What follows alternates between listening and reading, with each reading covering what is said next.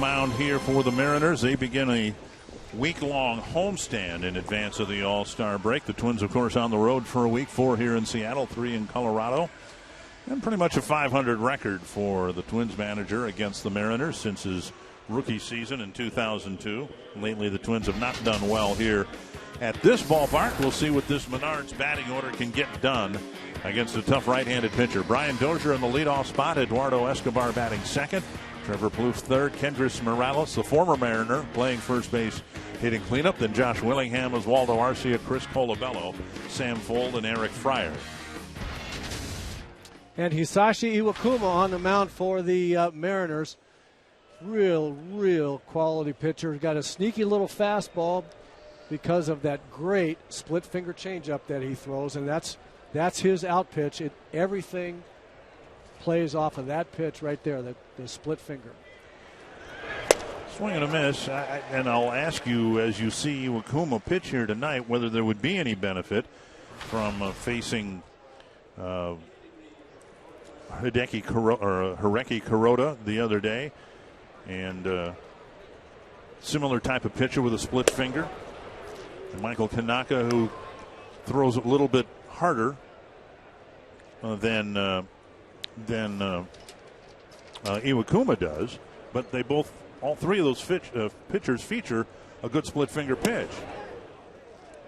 Anytime you can see that pitch a lot, it helps. Obviously, in my opinion, the fastball split finger type pitcher is the best combination, because the split finger comes up there looking like a fastball and then it goes straight down.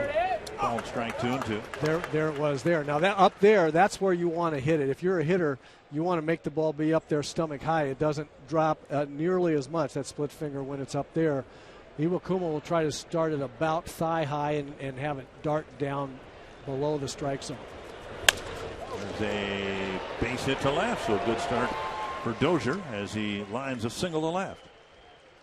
Northland Ford defense for the Mariners, and this is one of the reasons why they are above the 500 mark, about as far as the Twins are below it. Dustin Ackley in left, James Jones in center, Michael Saunders in right, Kyle Seager really good at third base, Brad Miller, Robinson Cano up the middle, Logan Morrison at first, and Mike Zunino behind the plate. We have Lance Barksdale behind the plate, Kerwin Danley, Gabe Morales, and Dale Scott on the bases. Everybody will get a chance behind the plate here in this 4-game series. Here is Escobar.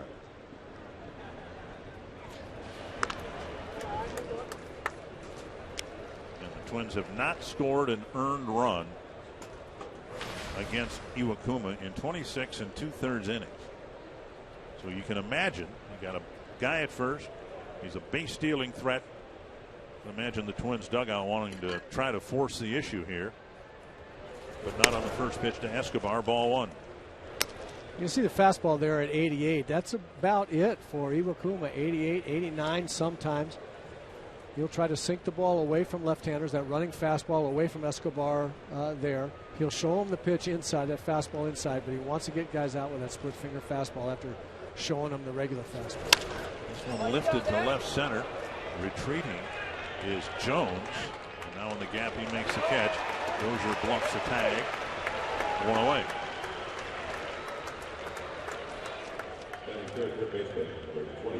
And Iwakuma with an active streak now of 27 innings without allowing an earned run. And Mark Burley on the top of the list. And Trevor Plouffe hitting third in the lineup tonight. Iwakuma's going to be around the plate with that fastball, slider to breaking ball, kind of a slider, slurve to right-handers, and the split finger most of the time to left-handers. But he's around the plate, doesn't walk anybody. That's why it's so much easier, obviously, for pitchers that don't walk people, don't get behind, to throw scoreless innings, because they've got good stuff. It's tough to hit in the big leagues, and if you don't give anybody a free pass, you make teams string 3, 4, 5 hits together in an inning. It's difficult. And Plouffe takes a strike over the inside corner. Whenever you face a knuckleballer, you'll hear people say, If it's high, let it fly. If it's low, let it go. And I wondered, isn't the same true for a split finger pitch? If it's up at all, that, as you said, that's the one you want to take a hack at, right? Absolutely right. Absolutely right. The difference is the split finger coming up there thigh high looks like a fastball the first half of the trip to the plate. There's a 90-mile-per-hour fastball at the knees, and Plouffe finds himself behind in the count 0-2.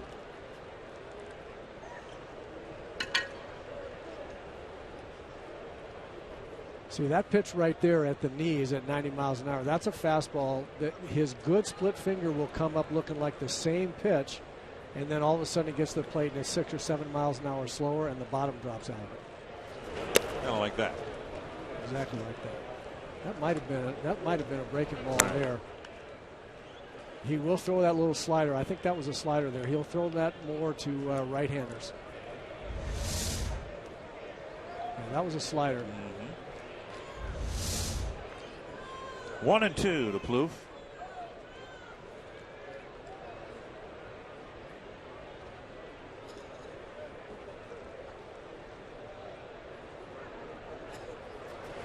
Foul back. Even though Iwakuma picks his leg up, it's not a slide step. It seems like he is pretty quick to the plate.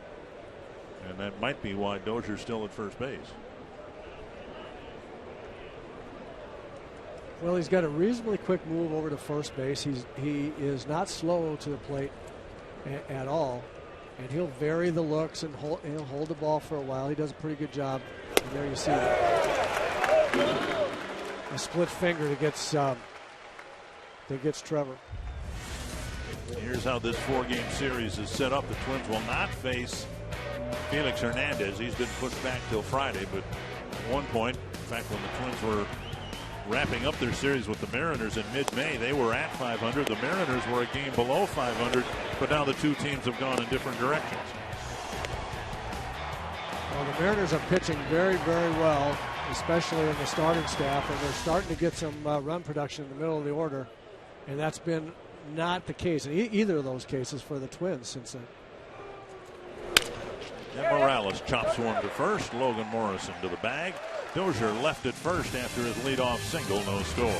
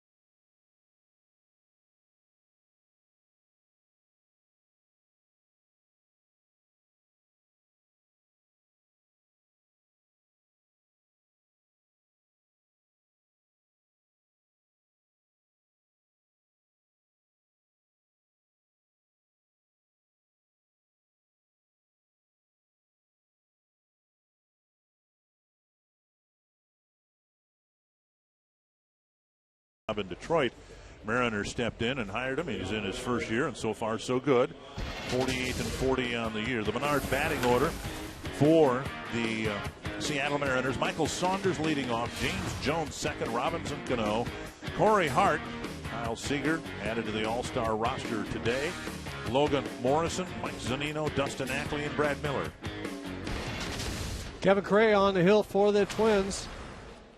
Has pitched very, very much better his last 4 or 5 starts. He'll be looking to maintain that streak by having good command of his fastball. That's always the key for Kevin Cray, and we'll find out early if he's able to the perimeter is the strike zone with his fastball. And a strike on the outside corner. As well as Correa's pitch, he doesn't have a whole lot to show for it. 6 innings, 2 earned runs against the Royals, but the Twins were shut out. Had a great game, similar numbers against the Red Sox. The Twins were shut out that day. Saunders fouls it back, 2 strikes.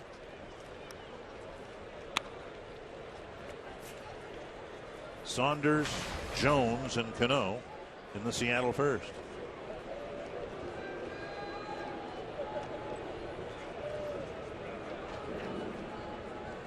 Correa at some point today had better eclipse the 100 pitch mark, 96 1/3 coming into the game.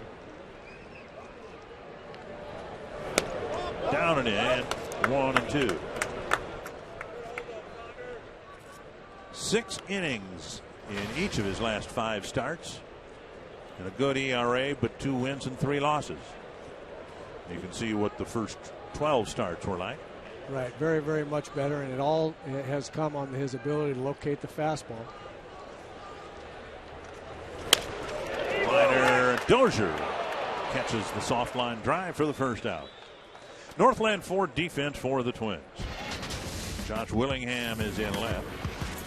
Sam Fold in center. Oswaldo Arcia in right. Plouffe, Escobar, Dozier, Morales, and Eric Fryer behind the plate. 1 gone, and James Jones will bat.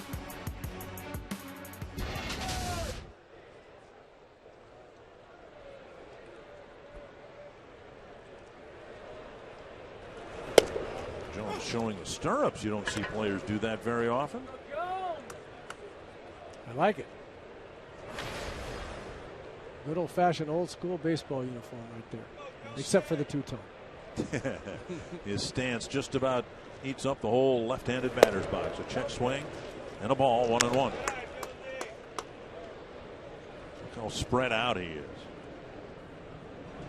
The no stride approach, trying to stay back behind his swing, keep his head still.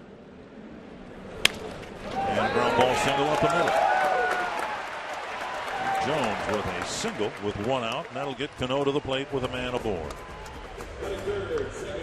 Mariners came to Minnesota in the middle of May, and as it's turned out, Robinson Cano will make a return trip in the middle of July. Yeah, one of the truly great hitters in the game. He has great strength in his hands and bat speed. The thing that's so remarkable about him, the big end of the bat takes a very short path to the ball. His wife squares up the ball so often to all parts of the ballpark and beyond. He's such a relaxed and confident hitter. He's a glide kind of hitter. And in my opinion, you have to pitch him in on the inside corner or further in. Make him think you're going to throw the ball in there. Don't miss out over the plate. Throw the ball in. Try to get him in a little bit of a hurry and then get him out with sinkers and change-ups away from him. You see it here. Just don't miss over the plate. Convince him that you're going to pitch him inside, but make it be for show only. You can't let that ball get back over the inside middle. And then see how he adjusts, make the adjustment to him. Yeah, that pitch misses as well, 2-0. Oh, and did I mention don't fall behind to him? It's tough. You know, pitching is so hard. You want to not throw the ball in the middle of the plate, so you're throwing for the corners. And, you know, you miss a little bit, and now you're 2-0, and you have to come in. And that's wide of the plate, 3-0. That pitch right there is the one where we can tell if Kevin Correa is going to be successful or not. That's his bread and butter pitch, that little running fastball in the outside corner. And when he's having a hard time finding that corner, that's when he gets in trouble. Runner goes. That ball not fielded by Fryer. It's ball 4. There'll be no stolen base. That ball looked like it hit Fryer in the mask. So a single and a walk. And that'll bring up Corey Hart.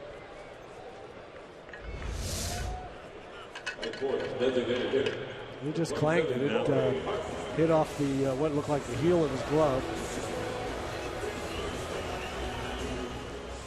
Looked like Eric was coming out of there strong, trying to get a good a good jump on throwing the ball to second base, and the ball sunk just a little bit, hit him in a bad spot, as we say. Here's Corey Hart, first and second, one away. And this guy has really, really been successful against Kevin Correa. He's going to have to be careful here, is Correa. Little pop-up. And infield fly rule is called. And Hart is not only retired, he's retired on one pitch. That'll bring up Kyle Seager. The assumption was, when the teams were announced yesterday, that Seager would find his way onto the roster, and in fact that's exactly what happened today. And very, very well deserving. You see the 13 home runs and 59 RBIs already here before the break.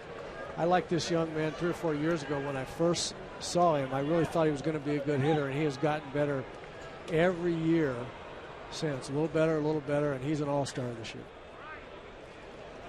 You saw he was the replacement for Edwin Encarnacion, who Saturday night pulled a quadricep muscle. They say now that the slugger for the Blue Jays might miss about a month. Oh, man. Boy, that's devastating for Toronto. He's driven in just about every run he's looked at up there. One strike to Seager.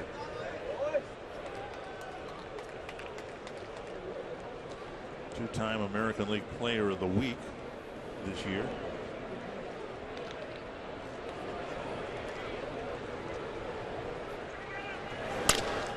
Bouncer wide of first. 2 strikes.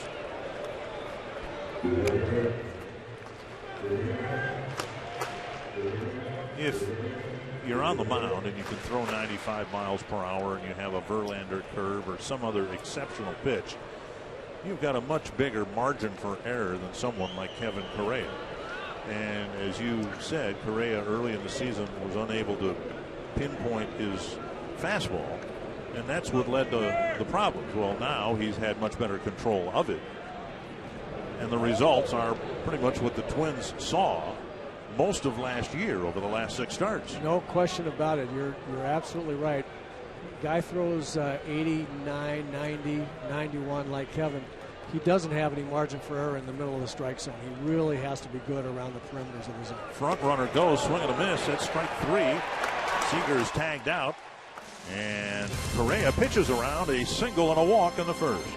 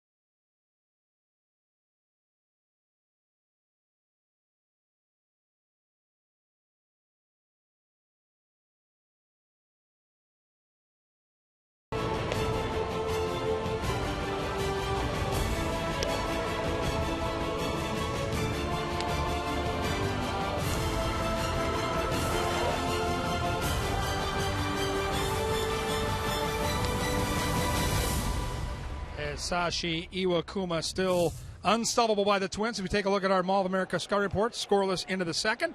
Talked to Tom Bransky, the hitting coach. He said, you've got to watch out. This guy works the ball inside to out, tries to get you to chase pitches outside the strike zone. He also said the ball darts and dives. You've got to be patient. And then Chris Colabello said, got to use that patience to make him elevate the ball deep in the count. If you can get deep in the count and get ahead, he'll elevate that ball, doesn't throw it hard enough, and then you can get him guys with some deep balls over the wall.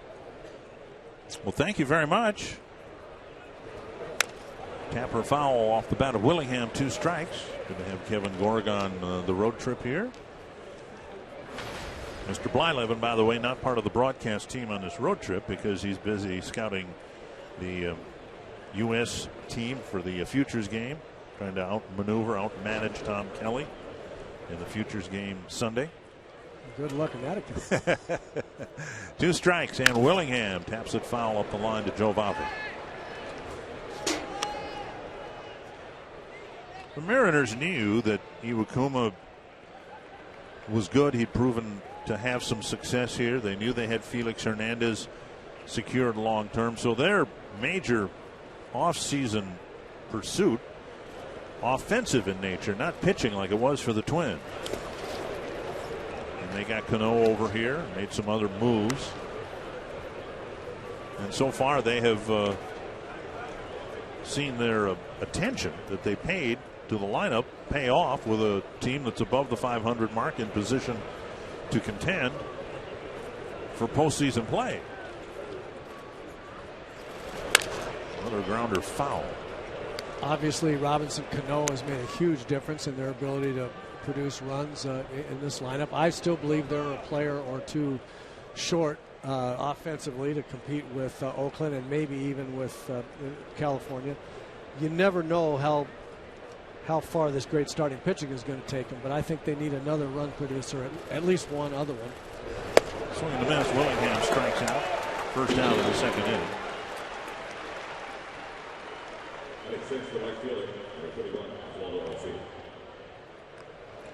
That'll bring up Oswaldo Arcia. Target Field suites are available for single game rental for groups of 16 to 96. You can choose from the intimate premier suites, the flexible event suites, or the spacious Skyline suite at Target Field. Food and beverage included in every purchase, and you can find out more twinsbaseball.com/groups or 800-33-TWINS. Here is Arcia. And he takes down an in-ball 1. Arcia and hitting coach Tom Berdansky have been working very, very hard in the cage, inside and out on the field, at calming his swing and stride down a little bit. Rope to right. And that's a result of the work they're doing. Bruno's trying to convince Arcia to keep his head a lot more still, keep it behind his swing. He's been working very, very hard at it, and it may sound like an easy thing, but it's not. If you watch this swing right here, his head stays much, much more still and behind his swing than we've seen in the past, where he jumps out after the ball real hard. And if he continues to work on that, this kid is so strong and has such talent. I still believe he's going to be a terrific big league hitter. Chris Colabello with a good series against the Yankees, hitting 7th in the lineup as the designated hitter. And a fastball down and away for strike 1. Chris didn't like it, thought that ball was low, and I will tell you, if Iwakuma can throw it there all night and get the umpire to call it, it's going to be a long night for the Twins. That pitch right there is not only a tough pitch to hit, but it's got a lot of sink on, a lot of movement. Backhanded by Zunino, 1-1.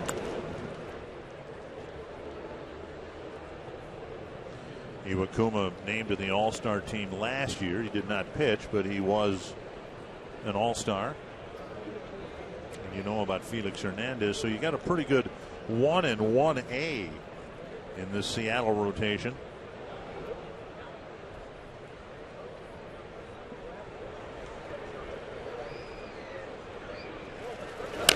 Bello chops it foul. 1-2. And the pitching staff, including the bullpen, benefiting from a wonderful pitcher's ballpark. They've changed the dimensions here. They've brought the fences in a little bit, but it still is what it is, and that is a good pitcher's ballpark. It is. It's very big from left center to right center. You're going to earn a home run out there in that part. Down and away, and it's 2-2. Good take there by Colabello. There was a split finger, 85 miles an hour, so it's about 3 to 5 miles an hour slower than the fastball, and dive. We saw it dive there. It started out lower than he would like, so it's a little easier to take when you see the ball start out that low. But when he throws that pitch at around thigh high or to knee high, it's very tough to lay up. You just don't see the late drop. Miss. 91 mile per hour fastball. Third strikeout for Iwakuma, second this inning. Well, he's just fearless about that fastball because he knows here's a 91 mile an hour fastball thrown right by Chris Colabello in the middle of the strike zone, which would normally be very surprising. But that split finger pitch, that in the back of a hitter's mind, you know it's always there. It's a strikeout pitch, and all of a sudden you get an 89, 90, 91 mile an hour fastball in the middle of the plate, and you're tardy on it. It's amazing what that split finger will do to your mind. Strike one to Sam Fuld.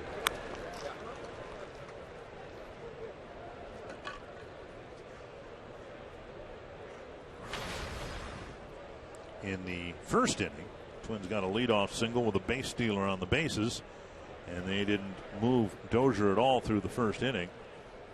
Arcia with one out got a single, and he'll end up being left there as well. Pop up to short, easy catch for Miller. No score for the Twins on the top of the second and the bottom of the second. Kurt Suzuki, Twins All-Star, will join us from the Twins dugout.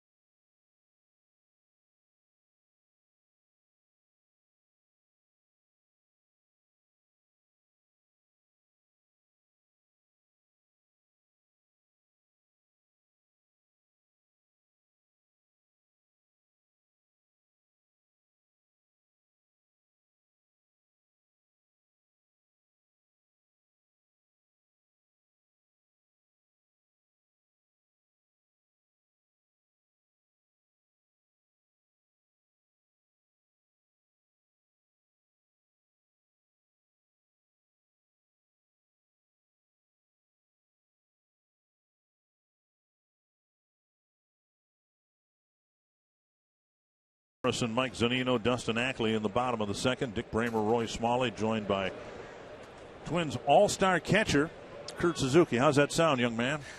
Sounds good. Sounds good.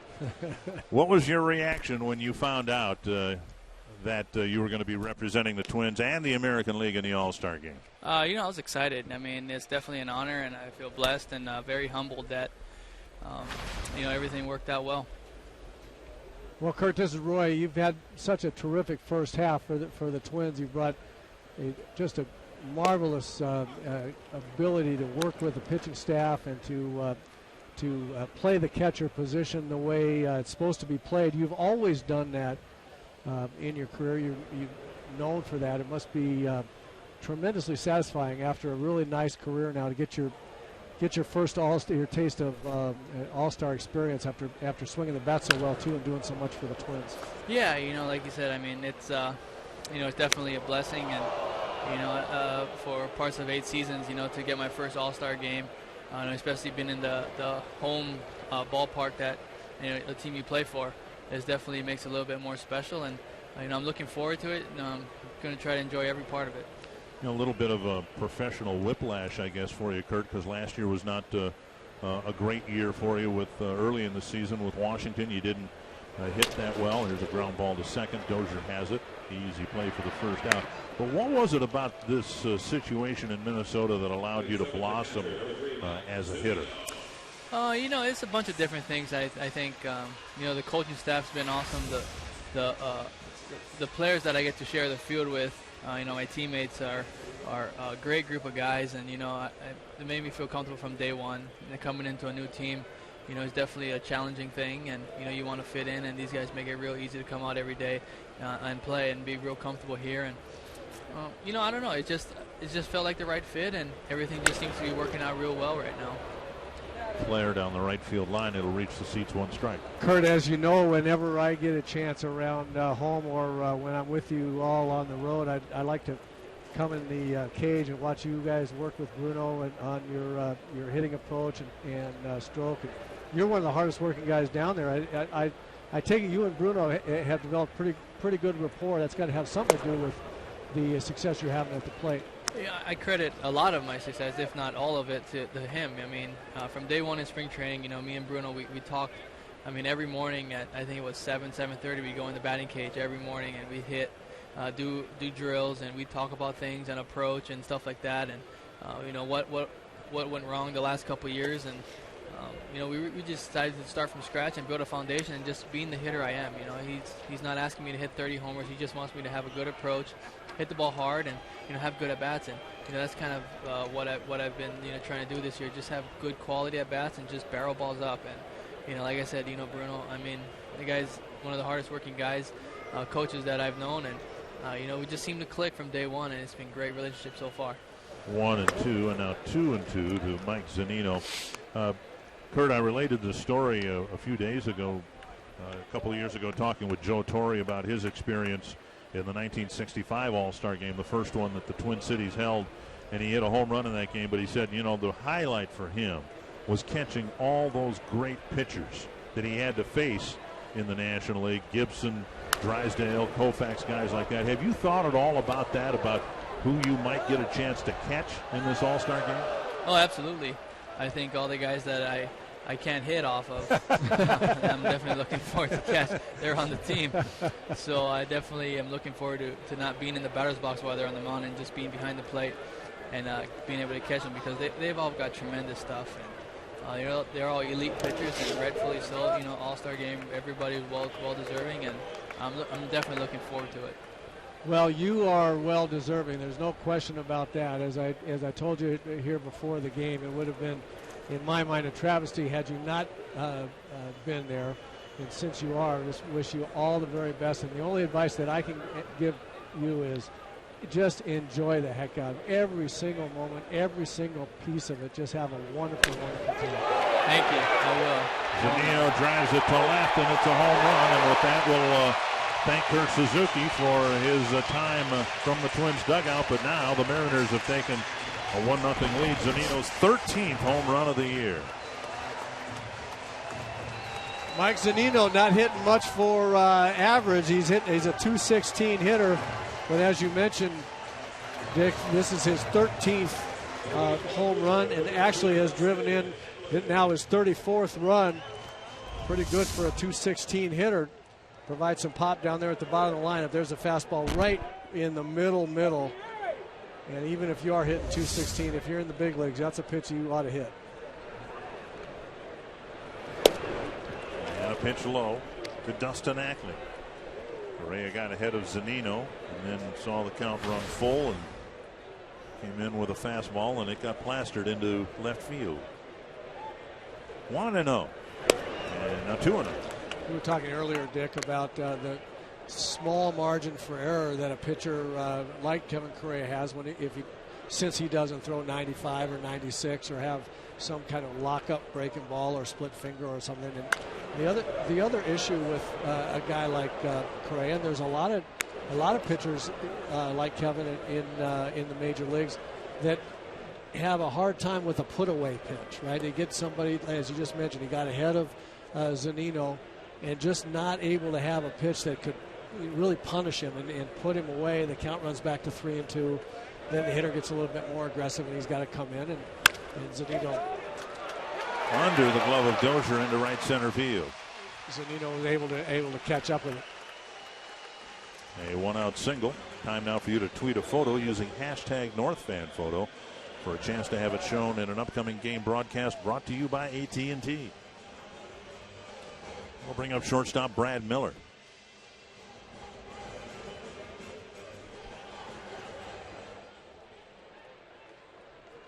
Correa's faced 8 batters. 4 of them have reached. Pitched around a single and a walk in the first inning. And now Miller to the plate.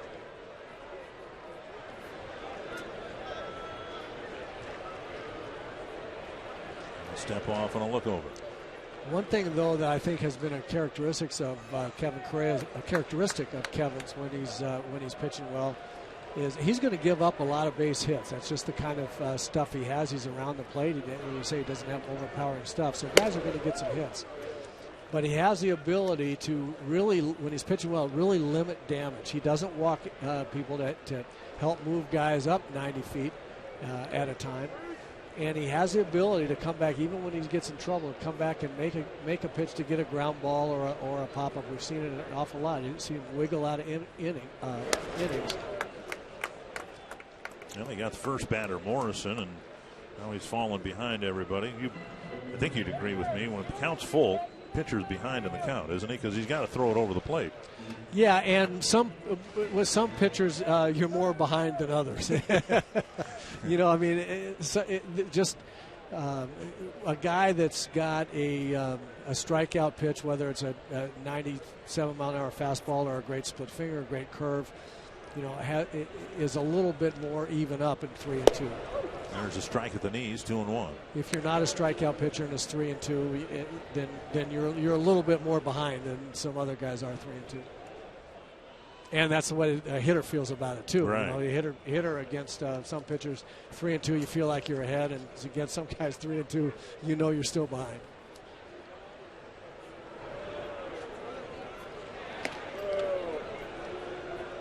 Ackley checked at first. Ackley has 3 steals, 5 tries. Mariners do a moderate amount of running and with a moderate amount of success. 48 steals, 24 throwouts, so 2 out of 3 successful stolen base attempts. The young guy they've got in center field now has been running like crazy. Jones has 17 steals and 18 tries. 17 for 18.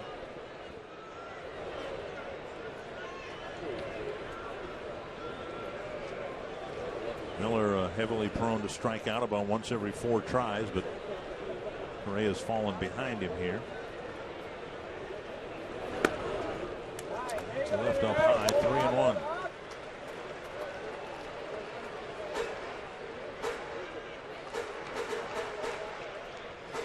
Strike percentage for Correa below what he would like.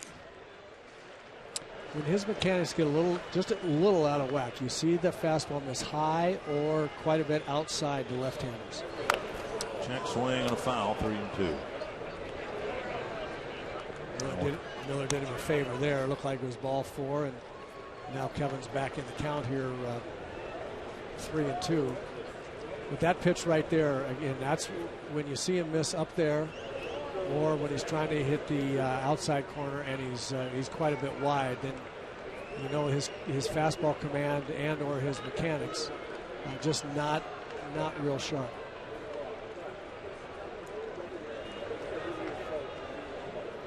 Runner goes on 3-2 and the pitch fouled back.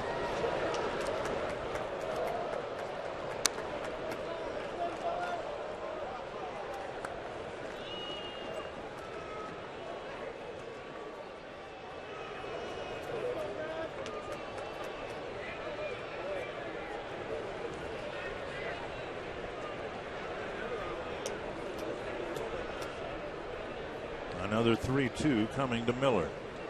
Runner goes again, and the pitch hit a long way. It's a very foul.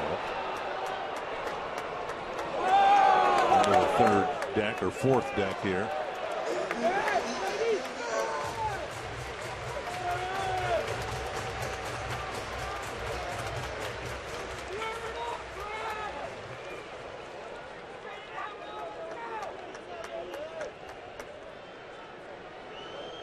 Correa will reload here. It's already been a long inning. Still has only one out.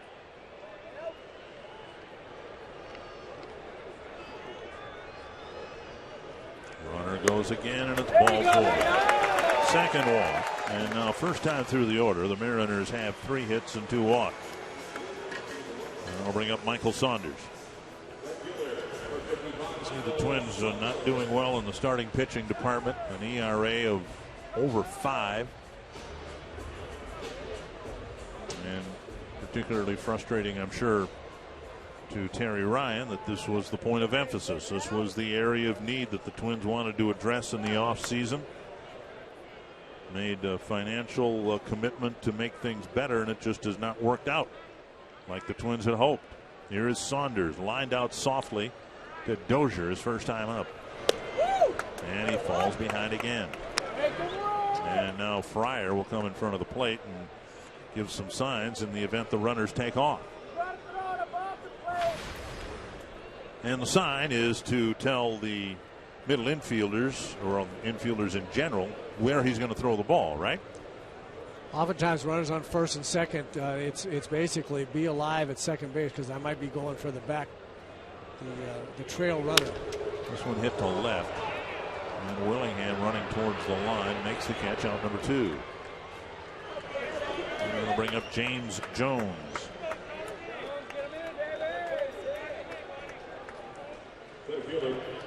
Jones has, as Roy said, done a great job becoming a base stealing threat.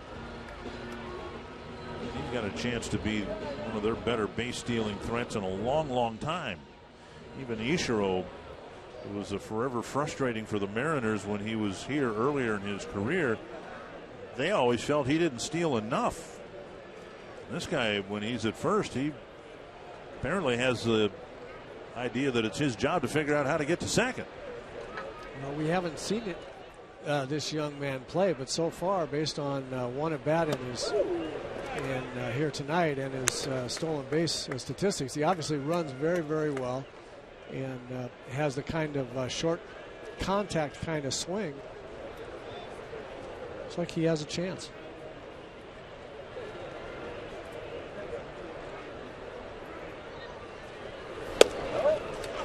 Do I remember you having kind of a middle of the road stance? You weren't spread too far apart and you weren't close together, just kind of right in the middle, right? Yep. You guys experiment with different things all the time. Oftentimes, if your head's moving forward a lot, you're jumping at the ball, you'll widen out for a while and try to get yourself to stay back behind your swing a little bit better. Swing and a miss, 1 and 2. It's harder for most of us mortals to generate any kind of power from a wide stance like that. That's generally speaking a contact type of stance. Obviously, James Jones not up there to hit the ball out of the ballpark. He wants to make good contact, get on base and steal some bases. So the wide stance probably not a bad idea for him. Breaking ball, tap to the right side. Dozier has it. Kind of a messy inning for Kevin Correa, but he gives up just the 1 run on Zunino's 13th home run of the year.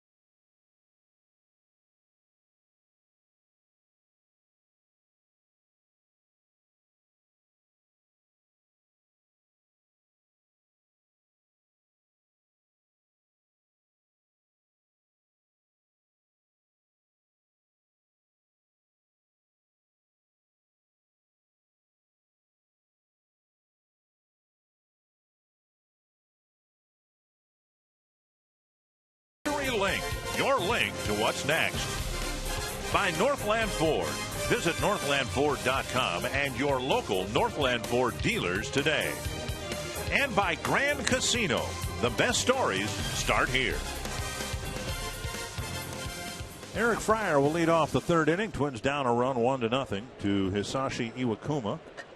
Twins have a couple of singles against him, but fittingly, there was one in each inning. The Twins have never been able to bunch anything together against Iwakuma. They have still yet to score an earned run against him. One strike to Fryer. Tapper to short. Easy play for Miller. One down. Coming up a week from tomorrow, baseball's best gather in Minnesota as Derek Jeter takes the field in his last All-Star game ever in what promises to be an emotional and unforgettable night. Special coverage beginning at 3:30 on Fox Sports 1, followed by the 2014 All-Star game a week from tomorrow at 6:30 on Fox. Here is Brian Dozier, single to left, his first time up.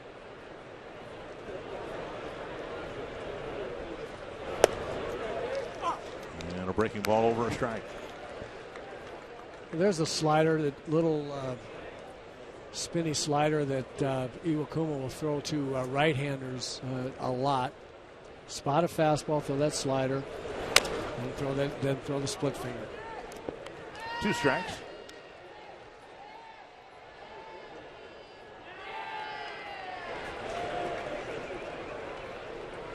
Oh, 2 to Dozier. Escobar will follow. Here's that last pitch. A great look at the split finger. You see that ball dive down and comes out there looking like a fastball, and just the bottom falls out of it. That pitch was starting to come into vogue when you were at the tail end of your career. Thank goodness. Maybe not a coincidental a pair of thoughts there, but 1 and 2 to Dozier. On the outside corner with a fastball, 2 down. How tough is it to recognize that pitch? If you knew it was going to dart low and out of the strike zone, you wouldn't offer at it. Right, and the problem is it comes up there looking like this pitch right here, a fastball. See, again, 89, 90 miles an hour, not overpowering, but it looks an awful lot faster when you've seen that split finger look like a fastball and then all of a sudden be 5, 6 miles an hour, 4 miles an hour slower, and the bottom drops out of it. It plants in your mind, and you get fooled by a relatively unfoolable fastball. It really is the great equalizer. I was talking to Jack Morris earlier this year, right at the beginning of the year, and he was talking about pitching and hitting, and he and I were, and he, as you can imagine, Jack would have said, he really kind of growlingly and grudgingly said to me, "Well, you always hit me really good," and I said, "Not when you came up with this one, that fork ball split finger." I said that was the equalizer, and he was one of the first guys. Of course, Bruce Sutter had it. That's what made him the great closer that he was. He was one of the first guys, but you're right. Toward the mid to late 80s is when that really came into vogue. Jack perfected it. Jack Morris is a phenomenal fastball, forkball, or split finger pitcher. And more and more guys now have from then on, and I think there's been a proliferation of them. I understand it's a very popular pitch in Japan. The Japanese pitchers almost all throw that pitch. Well, that's why I brought up the names before with Kuroda and Tanaka, and now Iwakuma. Tap foul. See, there it is again. And even when it's up high like that, that's relatively high for where Iwakuma would really like that pitch to be. But it moves down so hard, so late that you hit over the top of it. And Escobar actually got the big end of the bat to that ball, but hit the very top half of the ball as it dove down below his swing. It's not a pitch you typically throw for strikes. Juan Berenguer had one, and Juan would throw it for strikes. He would start it high and get some called strikes on it because his broke straight down, and it almost looked like a curveball. But typically, it's a pitch you want to throw down and out of the strike zone, right? Well, it starts in right there. It is. That's the pitch. That's the one he wants. Right there. It starts knee high. Looks like a low fastball that you have to swing at, and then it gets down by your ankles and you can't hit it. Where to go?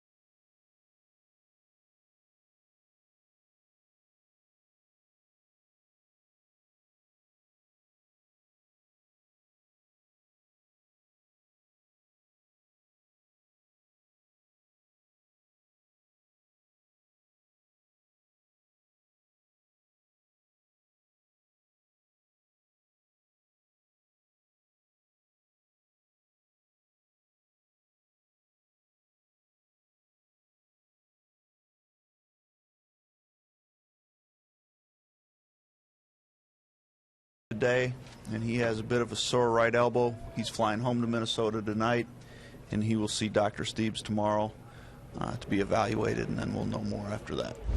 After some coaxing, he finally admitted that he's been struggling since spring training with a bit of a sore elbow that he said just can't get loose more than anything.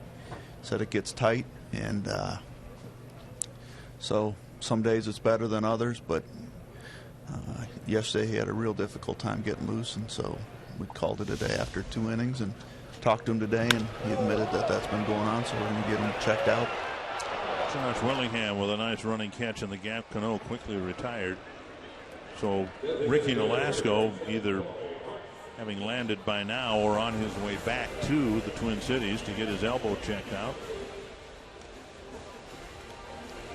There had to be some reason for the velocity to be down, the command to be off.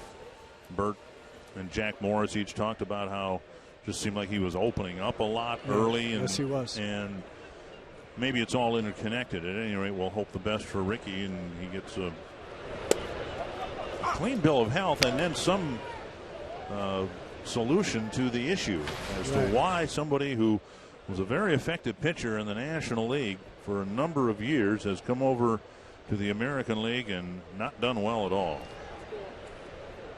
Corey Hart popped up the first pitch he saw. This one lifted to right, and Arcia near the line makes the catch. Foul ball catch for out number 2.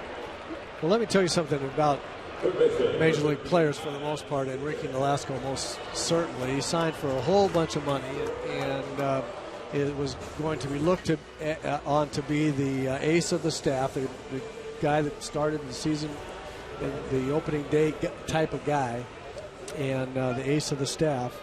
And you put a lot of pressure on yourself to live up to the money you got and the expectation. And coming out of spring training with tightness in your elbow, I mean, you don't want to start your time with a new club with a big new contract and then say all of a sudden, oh, by the way, I can't pitch. My elbow's, you know, in the mind of the player, my elbow's a little sore, or I can't get it loose, or it's tight. I mean, you want to go out there and compete with and for your teammates, and you don't want to be a guy that comes up with injuries. And I feel for Ricky, because if he's been pitching with a tight and or sore elbow all year, there's no question that he would have. It could mess up his mechanics, and he could try to do too much, and which would further mess up his mechanics. In the back of his mind, he never knows if the elbow's going to pop. I mean, there's all kinds of things going through a guy's mind, and so I'm with you, Dick. I really, we'll hope that it's nothing serious from a long-term standpoint, and that there is some kind of way to get his elbow rehabbed relatively quickly to get it pain-free and tightness-free, so he can come back and try to be the pitcher he's been for the last 6 or 7 years. 3-0 to Kyle Seager. Struck out his first time up. That's hit to right. Hit well. Garcia back on the edge of the track, puts it away. 3 outfield flies and a 1-2-3 third for Correa.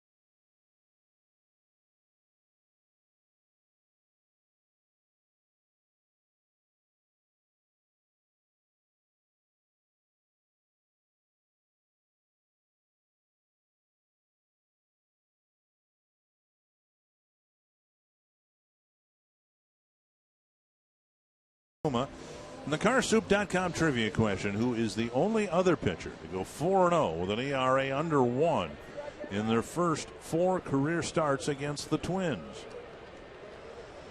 Mark Burley. Yeah, you might be right. Trevor Plouffe, Kendrys Morales, Josh Willingham, the 3, 4, and 5 batters, trying to do something against Iwakuma. Plouffe with a check swing. Strike one. Plouffe struck out. Iwakuma has 5 strikeouts in the first 3 innings.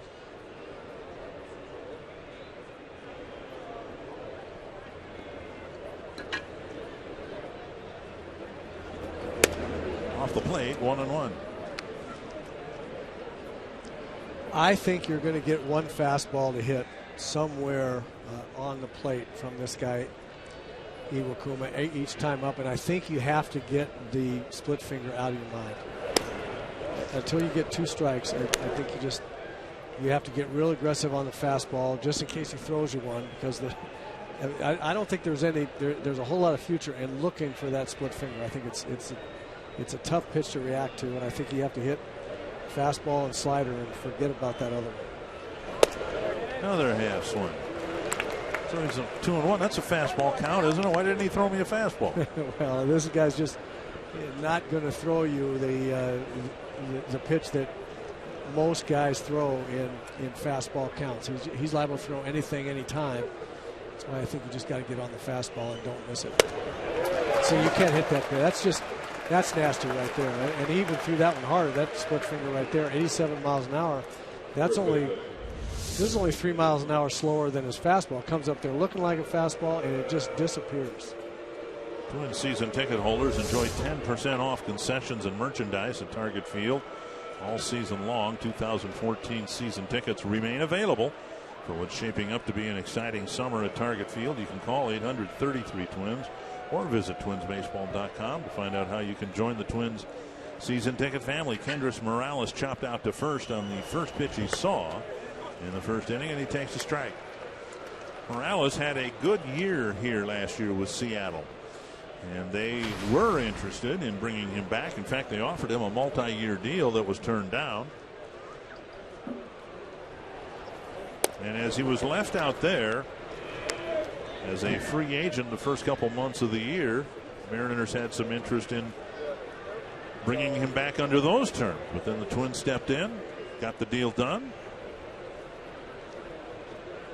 1-1. That's chopped down the third baseline. That's a foul ball.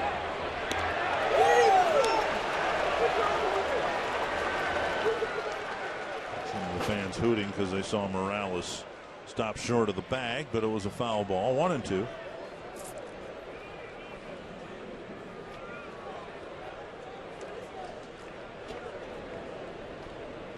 Kendrys Morales has been a terrific hitter every year at the major league level, and there's no question about it. And I think he had to go through some extended spring training type blahs here, trying to get ready after a long layoff. Another tapper up the line, and then another easy play from Morrison. Fumbles the ball, and Morales is safe. That couldn't have been an easier play. Sometimes you'll see a fielder look up and you think, well, it's because the runner's fast. That was not the case in this plate appearance. No. This is not a guy burning down the line, and he just he got a little bit of an in-between hop there right at the end and didn't stay with it, and then panicked a little bit when he didn't have to. See, that he still has plenty of time, and just with Morales running. But you see some funny things on a baseball field, and that was one of them. And now Willingham, who went down swinging his first time up.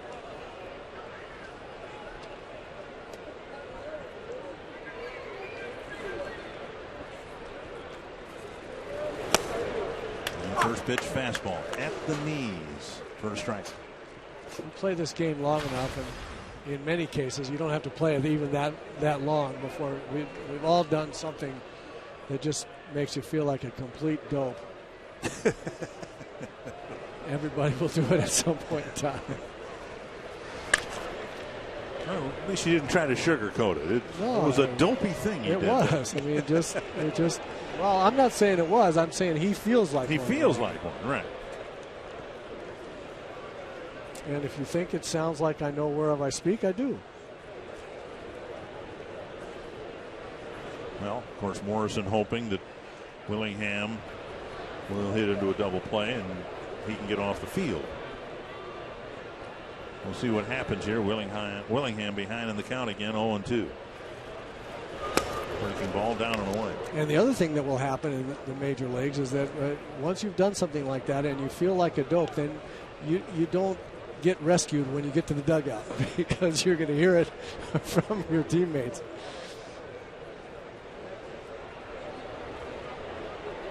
Who, by the way, across the board are cruel, cruel people.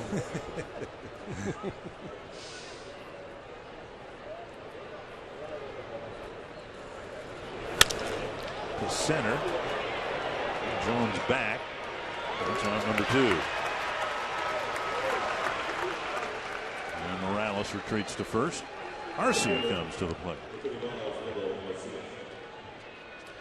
Ron Gardenhire talking about Arcia and the hard work that he's put in with Tom Bernansky and the fundamental work that he's done. What they're trying to do, almost reprogram him. It sounds like. Exactly. And he says the most encouraging thing about some of the at bats that occurred over the weekend and his first one here today, you're trying to get through to a young player that has an immense amount of talent and power. And you want some positive reinforcement that what you're doing and all the hard work you're going through and the reprogramming efforts are worth it because you see some positive results. And here in the first at bat, Arcia maybe staying in a little bit more in his swing and hitting a hard fair ball instead of a hard foul ball. And that take right there that you just saw is different than what we see a lot. Most of the time up until a couple of weeks ago, you'd see him swing and miss that low fastball. They're just trying. He wanted hit the ball 600 feet to right field, to his pull field, jump out there, try to get ahead of it. Now what he's doing, you can see his head is staying much more still. It's staying behind his swing, and he's trying to let the ball travel.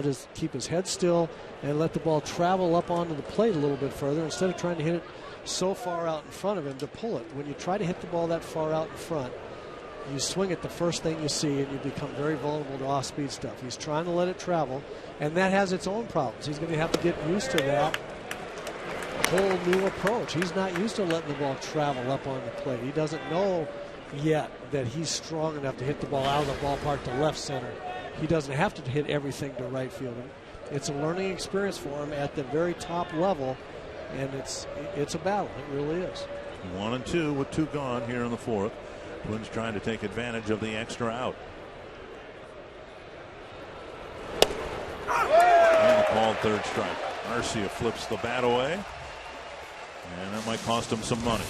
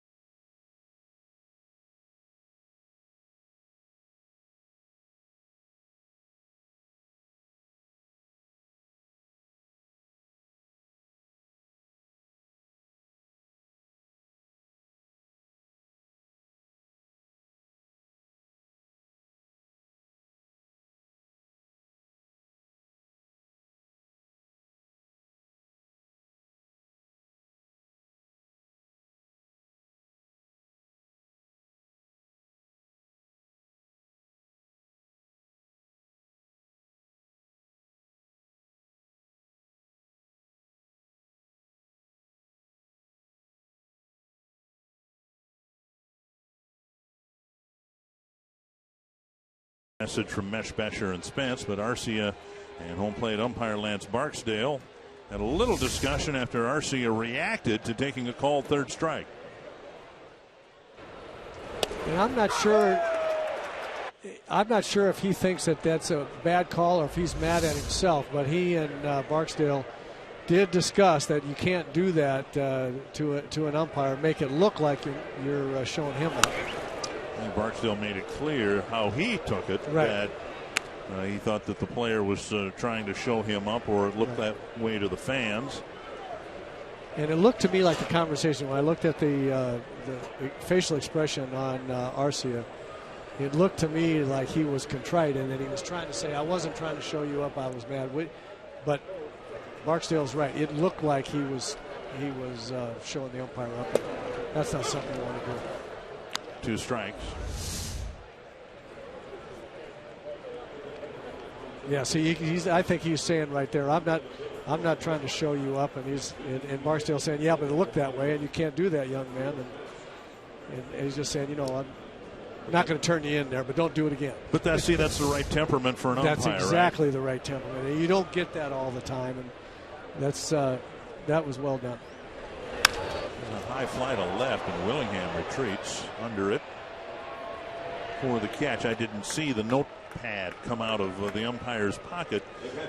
Players can be fined now for equipment abuse if they slam their helmet down or whatever. It can cost them money, and I didn't see the notepad coming out, so assuming everything got patched up. 1 down. And Zunino will come to the plate. He's responsible for the only run on the board. Correa got ahead of him. Then he ran the count to 3-2. Came in with a pitch to Zunino's liking. Fox Tracks presented by Chrysler. Zunino clubbed it over the fence and left. Up high, ball one. Through the first couple of innings, the first two, Kevin Correa only 5 first pitch strikes to 11 hitters. He labored through those first two. Then the third, he threw first pitch strikes to 2 out of the 3 guys. And that's, I think, a very telling statistic for every pitcher, especially for Kevin Correa. When he's getting strike 1, then he is going to be way more effective. And strike 1 on a hitter, when you're doing that consistently, it makes hitters defensive. And very, very much more difficult to hit when you're going strike 1 to them all the time.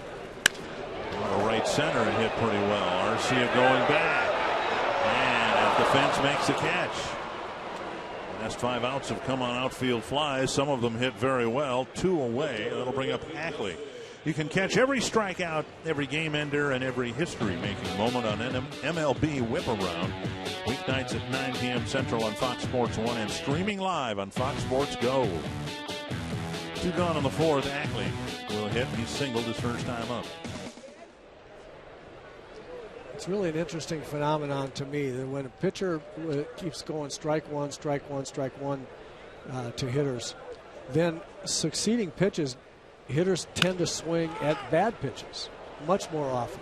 Morales gets the first hop, goes to the bag, and a quick 1, 2, 3, 4 for Correa.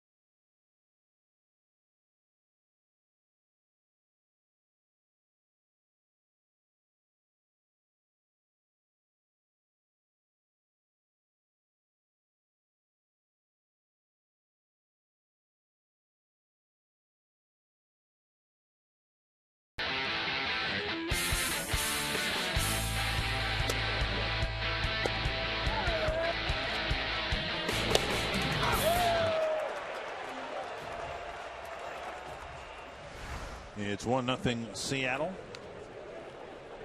as we head to the 5th inning, and our Pepsi fans of the game, a lot of Twins fans out here in the great Northwest. Twins have 4 games here for the 2nd year in a row. Twins have won just 10 of the last 28 games here at Safeco Field. Chris Colabello will lead off the 5th, and he takes strike 1. Last year the Twins split a 4-game series here at Safeco.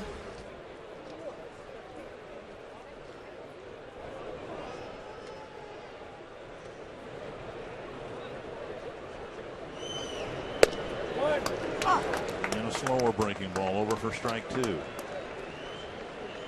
There's the tendency of Iwakuma to throw that breaking ball to right-handers. We haven't seen him throw one of those to a left-hander. It's been all fastballs and split-fingered left-handers, and throw that varying speed breaking ball to right-handers and zip that fastball. At 91, he humped up on that one. 1-2. Colabello, Fold, and Fryer in the Twins' fifth. I believe it was that 4-game series here last year when Colabello started to make his presence felt. Chases a high fastball. One away. Second time that Colabello has struck out. In a 1-0 game, let's get caught up. Well, here's the one of the 1-0. Mike Zunino with a solo home run in the second inning. A 3-2 fastball down the middle that he put a charge in. And Hisashi Iwakuma has just been, well, he's been what Iwakuma is to the Twins. He's just very, very frustrated. 31 innings pitched now against the Twins without allowing an earned run. And a season high 8 strikeouts for Iwakuma already. And what's amazing is 8 strikeouts here into the 5th inning, and he doesn't have that many.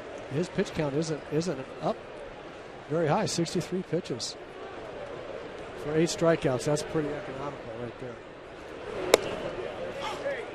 Almost looked like a straight changeup that he threw for a strike. 1-1. Fold popped up to short.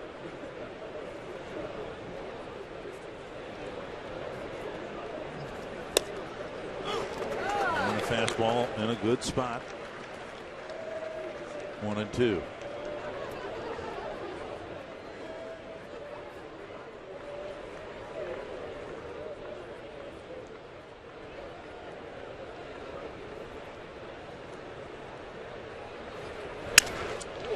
Not that it in any way will impact Fold's career with the Twins, at least certainly not this year. On the subject of center field, Byron Buxton played his first game yesterday. Got a couple of at-bats in Class A ball. And the hope is that he responded okay to that. And he did not play a full game.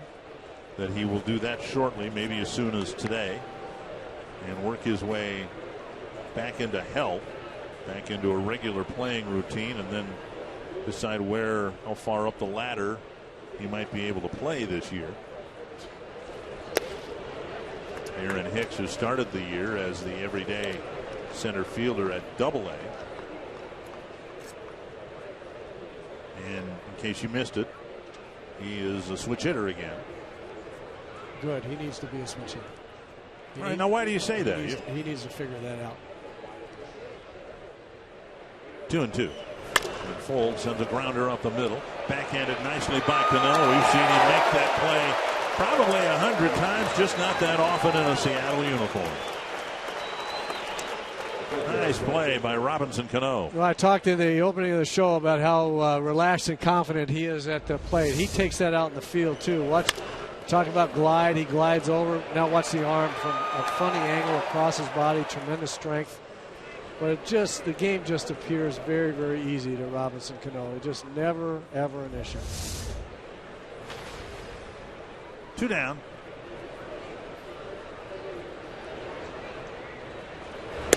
Fryer takes outside a ball. I guess the amazing thing to me, based on what you've said, I mean, that's been my impression too, but he plays the game, with a blood pressure of 110/70. Right. And to do that in New York can't be easy. No, I can't imagine. When I played in New York for 3 years, my blood pressure was 200/100, I think. And he just has that great confidence in his ability, and he has the demeanor on the field. Whether it was always the case or whether he figured out how to adopt that demeanor, it doesn't much matter. He plays with a absolute relaxed confidence that's very, very impressive and admired by me. A 2-0 fastball to Fryer hits the outside corner. 2-1.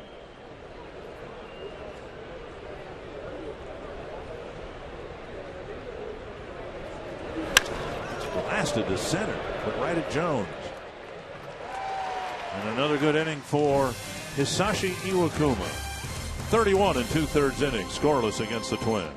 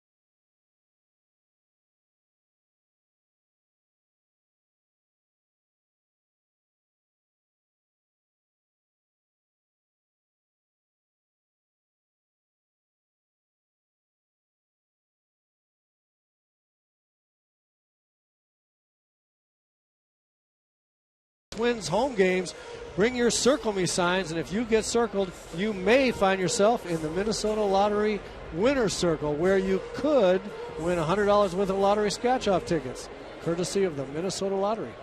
And, of course, Roy Smalley. He's working this road trip with Bert Blyleven back in the Twin Cities, getting ready for an assortment of all-star duties. Here's Brad Miller to lead off the fifth. It was 13 years ago they were ramping up here in Seattle for the all-star game. Mariners had a really good team that year. They ended up sending 8 players to the all-star game.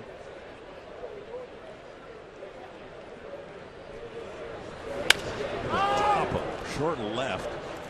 Escobar out, Willingham in. And Willingham makes the catch, and Escobar runs harder toward the infield than he did going back for the pop-up. If you heard that big man right there calling you off, running, sounding like a steam engine coming at you, you'd get out of Dodge, too, if you're Escobar's size. Well, he eliminated any confusion as to who was supposed to catch that ball. Just the way it's supposed to happen right there. Outfielder calls off the infielder. The infielder vacates the premises. Here's Saunders. You look at Correa's line here. 1 out now in the fifth. Just 1 run allowed. The second inning was a struggle for him. He didn't throw a first pitch strike to any of the 6 batters he faced, but he got out of that with just the home run to Zunino, and hasn't given up a base runner since. Yeah, that's kind of the way we've seen Kevin here lately in his 4 or 5 consecutive real good starts. This is not the first time we've seen him struggle in the first and second, and then right the ship and really pitched well the third through the 6th. So let's hope he can continue that trend.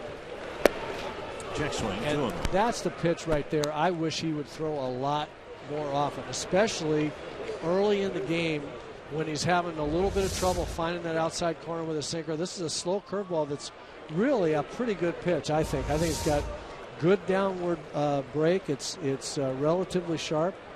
I wish he'd throw that pitch more often. Speaking as a hitter, a lot of times, the hitters have the scouting reports and they have video nowadays, and they see that Kevin's tendency is to really like to locate the fastball in the inside corner and outside corner.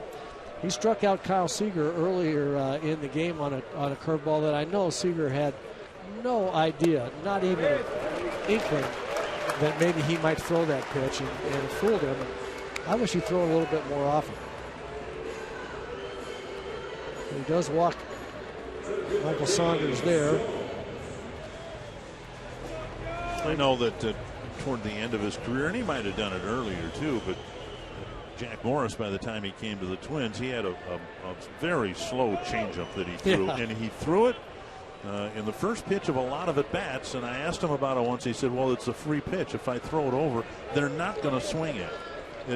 It was meant as, something that a hitter might lean toward, and then I can't hit it anyway, and they're not going to swing at it. If you throw it over, it's a free pitch. It's funny.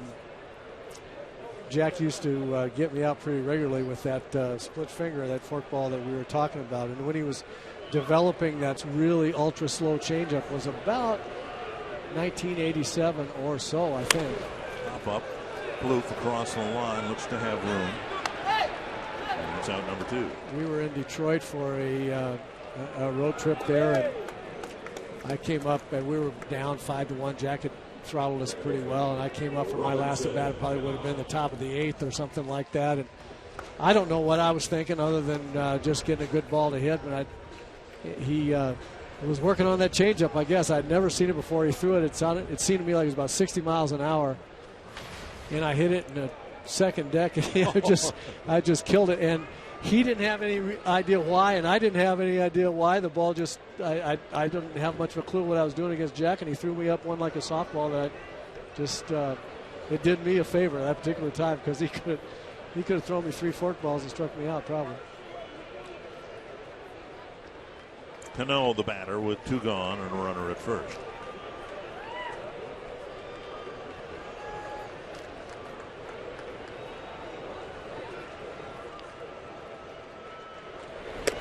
that Cano was voted onto the All-Star team and might be Seattle's best player this year. Look at what he's done among second basemen. That's not really ultimately going to decide whether it was a good idea to bring him over here or not. It's the last 5 years of the contract. It's a 10-year deal. And he could be an all-star, and I suppose if at any point he gets the Mariners into the World Series, whatever happens in the back half of the contract is a moot point if he is the leader to get them there. But just an immense commitment by the Mariners to bring him out of New York and bring him here. Yeah, and I think a commitment to King Felix a bit and Iwakuma. Drilled to right, a base hit. Saunders will round second. Arcia spins and throws, cut off by Dozier. First and third, 2 away.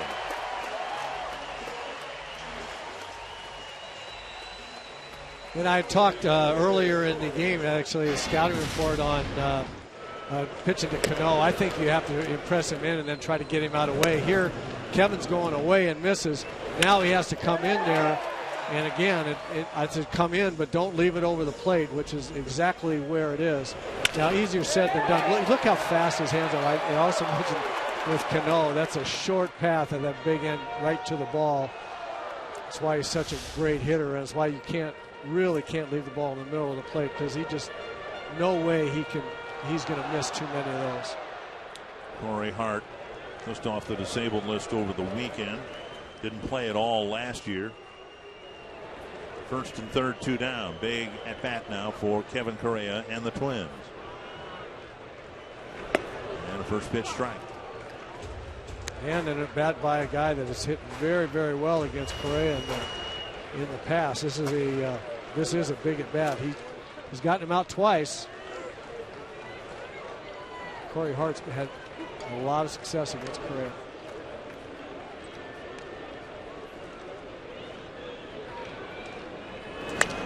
The end of the bat foul. It has to be hard to gauge what the Mariners will get from Hart this year. He spent a good chunk of the season on the disabled list. 151 at bats this year. Less than half of Robinson Cano's. And he's just hitting barely over 200. Didn't play at all last year. The Mariners kind of taking a flyer on Hart, hoping for health and production. And so far, they've had neither. Eyes blocked by Fryer. First and third, the runners are stuck there, and the count 1-2.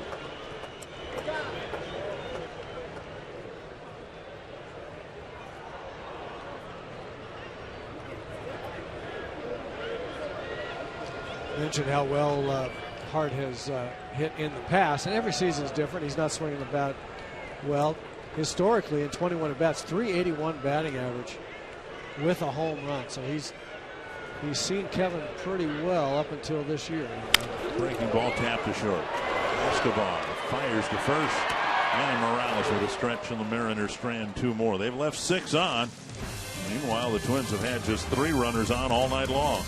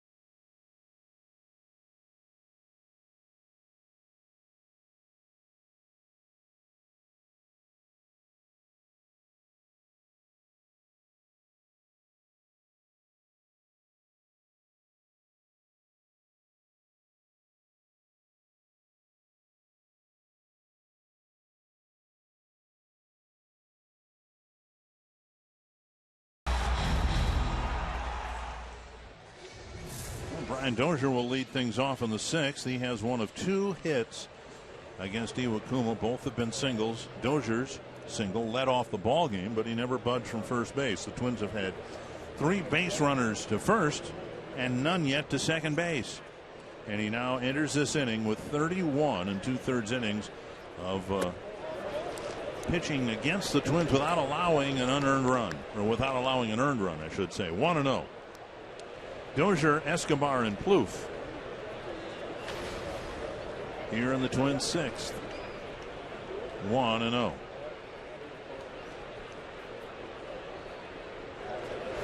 Foul back. On Saturday here at Safeco Field, they're going to have a Iwakuma bobblehead. And the pose that they are using is appropriately the pause in the middle of his wind-up delivery. Now, you'll get a chance to see it here with nobody on base. There is a hesitation with his leg suspended in the air. And now a bunt, foul, 1-2. Now, there may have been other reasons for that, but this is a real-time replay of his delivery right there. It's a little hitch or a hesitation. A lot of Japanese pitchers have done that over the years and are still doing it. They teach it over there. Bert calls it the balance point. Right here he hesitates, then he hesitates right there. Get yourself gathered together so that you can come at the strike zone with your arm angle in the right place. 9 strikeouts now for Iwakuma. Now on FoxSportsNorth.com, Tyler Mason asked Twins players who they'd like to see in the Home Run Derby and how the participants will fare at Target Field, traditionally a pitcher's ballpark. That story and more All-Star Game coverage at FoxSportsNorth.com/All-Star Game. I'm really looking forward to that Home Run Derby. You know what? Fans love it. Here is Escobar over 2, and he squares to bunt, takes a strike. But yet some players are reluctant to participate in it. And I don't blame them at all. I really don't. It can.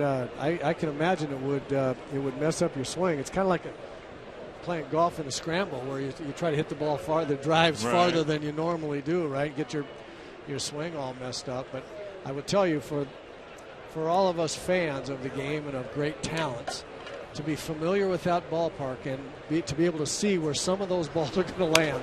The ball hit to short center. Jones got a very late start, but he has the speed to make up for it too. Well, I told the story the other day about, I don't know if you were at the Home Run Derby at the Metrodome in '85. Eddie Murray hit one off the light, hanging almost in deep right center field, and he came back on the field of play, and that one didn't count in the Home Run Derby. Why not? Because it didn't go over the fence. Oh, the light standard in deep fair, right center, in fair territory, right? Yeah, I mean inside the ballpark. Yeah. Here's Plouffe. Ball probably would have gone 500 feet and it didn't count. And that'll hurt for a while. Plouffe fouling it off his front foot. But in any event, I anticipate there will be some balls hit the left field in the third deck, a long ways away. I mean, there will be some balls that will look like they're going to two-hop Hennepin or First Avenue down there by the Sid Hartman statue. There's going to be some bombs that hit that are going to be really, really fun to watch. And I think the players enjoy watching it too. At least that's the excuse Miguel Cabrera used. He's not going to participate in the Home Run Derby. He says he wants to watch it. Pitch is low, 1-1. Mike Trout saying essentially the same thing, but Giancarlo Stanton will represent the National League. Yoenis Cespedes, the winner last year, will participate. Off the glove of the pitcher, Iwakuma to Cano. Pretty well hit ball, but it's another 1-2-3 inning for Hisashi Iwakuma.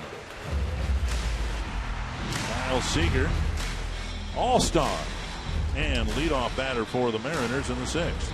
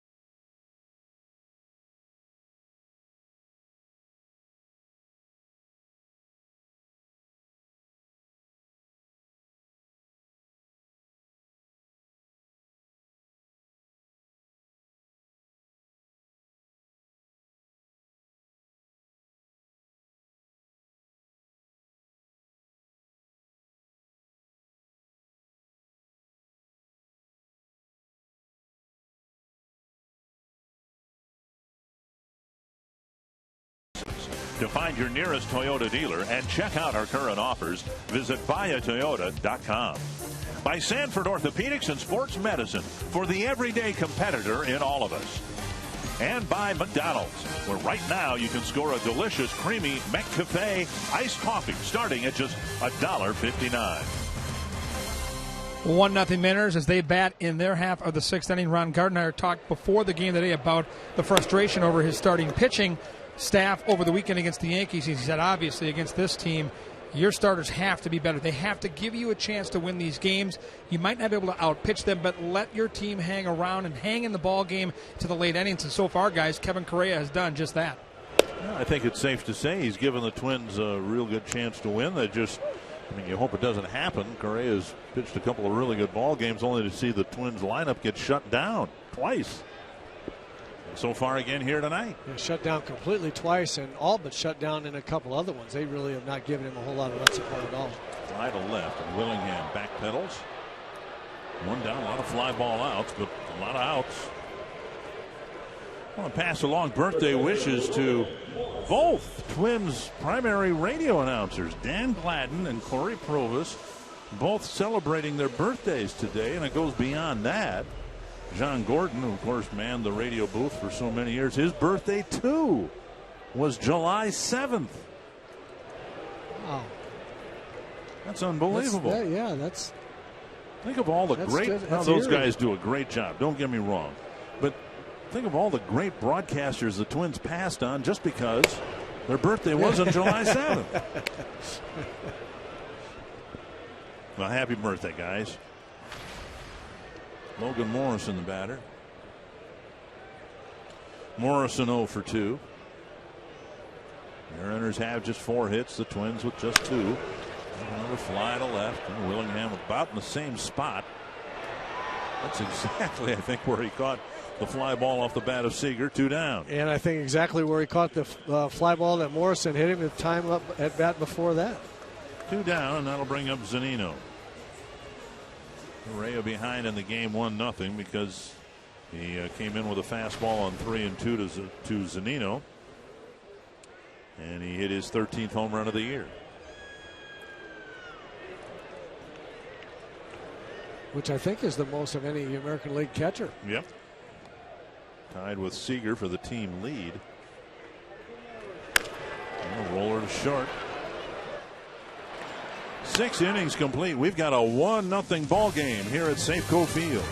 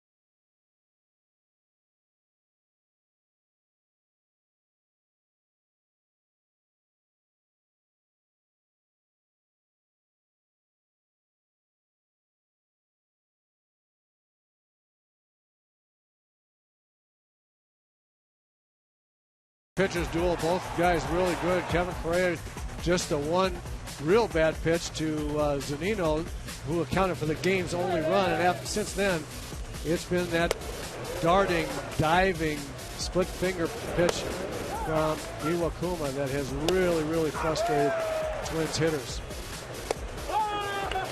And we're at 1-0 through 6. Well, we'll see what Iwakuma can do to the Twins here in the 7th. It'll be the middle of the Twins lineup, starting with Kendrys Morales.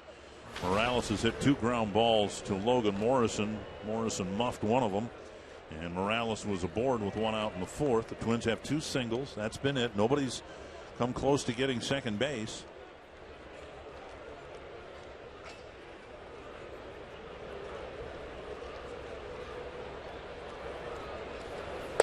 And a first pitch strike.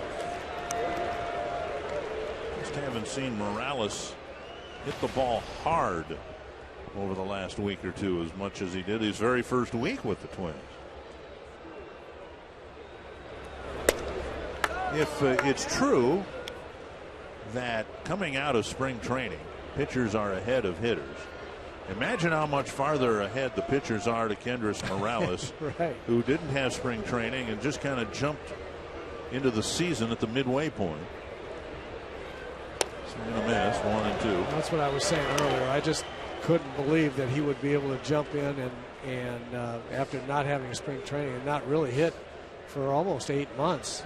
He had to go through a streak where he was trying to find it again. I thought he was starting to find it down in Texas. He hit some balls hard, got some hits, and hit some line drives. And it looked like he, when he got back home, it looked like he was having some pretty good at-bats. And then all of a sudden, boy, that Yankee series, and just things kind of went south again. But he's such a good hitter. He has been forever. And I would expect that the second half of the season is going to be a productive one for Kendrys. He's too good a hitter not, to be in this little funk for the whole season. Inside. He's got him on the thigh. 2-2. No walks by Iwakuma.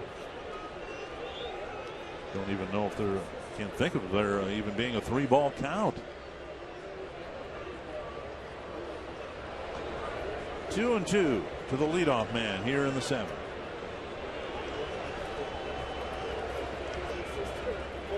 Long hold, almost a stare down, and finally time called. No 3-ball counts for Iwakuma.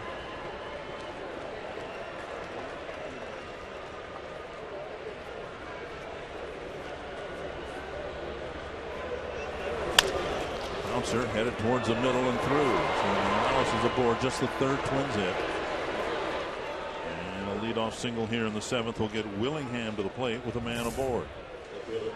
Fans, the 2014 MLB All-Star voting isn't over quite yet. You can vote for the final player for each league roster until Thursday, July 10th, 3 p.m. Central Time. Go to twinsbaseball.com to cast your All-Star Game final vote for the final 2 All-Stars for the game at Target Field. And of course you can vote however you'd like, but boy, wouldn't it be wonderful if enough people voted on the National League side for Justin Morneau to get him to come back to Target Field. That would be great to see. Here's Willingham, a strikeout and a fly ball to center. Down and away, ball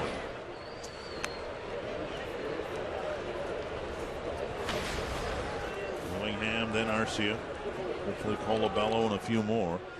Twins have had a base runner on in 4 different innings, but only 1 base runner on. And again, no one has gotten as far as second base. Swing and a miss, 1-1.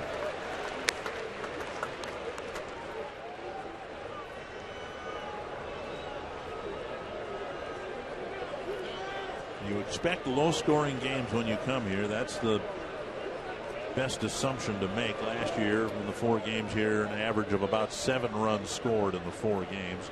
That's counting 1 game Kevin Correa pitched, and he was knocked out early. 1-1.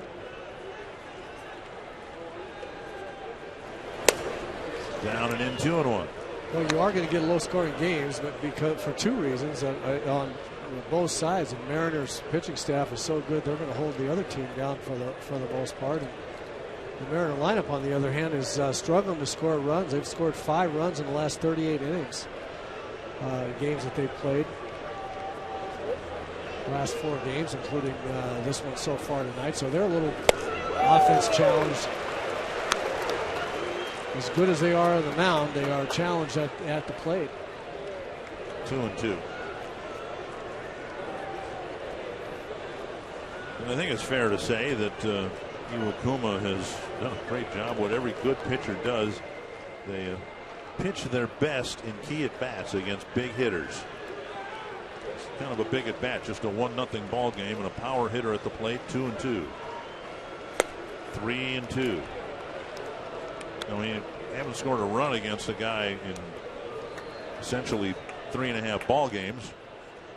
He's pitched well against everybody, but when these situations arise and you get a leadoff single and a couple of power hitters due up, the reason this streak has reached the length that it has is he's really borne down on some tough hitters. And here's a situation at 3-2 where Josh is not necessarily ahead in the count. And the ball flipped to right field. And Saunders has a long run in foul ground, makes the catch. Because of Iwakuma's stuff, you were saying before, right? Right. Because he might throw anything at 3-2, not just a fastball. Can you beat the best? Join millions of players now on the only official Home Run Derby mobile game from MLB.com. Square off against your friends from around the world, live in multiplayer derby mode, and climb to the top of the leaderboard. Download today for free on the Apple App Store and Google Play. Here's Arcia. Sharp single to right. And he took a called third strike and shed his equipment in a rather animated fashion. Had a little discussion with home plate umpire Lance Barksdale. It was the third out of the inning. Blocked by Zunino. Ball 1. Mariners aren't even holding Morales on. Odd in a well, I know, but I mean, odd in a situation like this. It's a 1-0 ball game, and they got Morrison lined up well back in the skin of the infield. Well, I don't think that Morales was ever a burner on the base pass, but after that awful ankle injury that he sustained when he was with the Angels, there's not much chance of him stealing, no matter how little attention they pay to him. It just wouldn't pay off for the Twins. And from the Mariners' standpoint, got a much better chance of Arcia whipping one down the line past Morrison at first base and getting Morales to third than they do having Morales steal second base. So I think it's smart. They just play back there and guard against the double. Rick Waite's coming out with the interpreter. A quick trip to the mound for both gentlemen. At least we hope it's quick. Probably a little bit longer with the interpreter involved. It takes a little bit more time.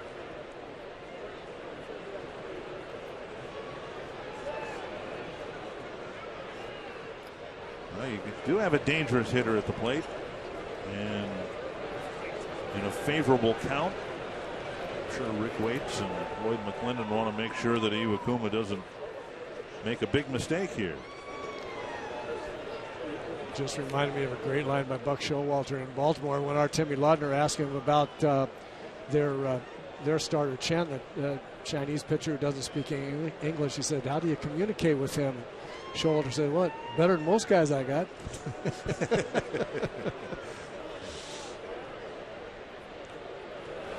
Big swing by Arcia. Well, that's fun to watch. Iwakuma challenged him with a fastball. Arcia was waiting for it. He missed it, but that was a heck of a swing.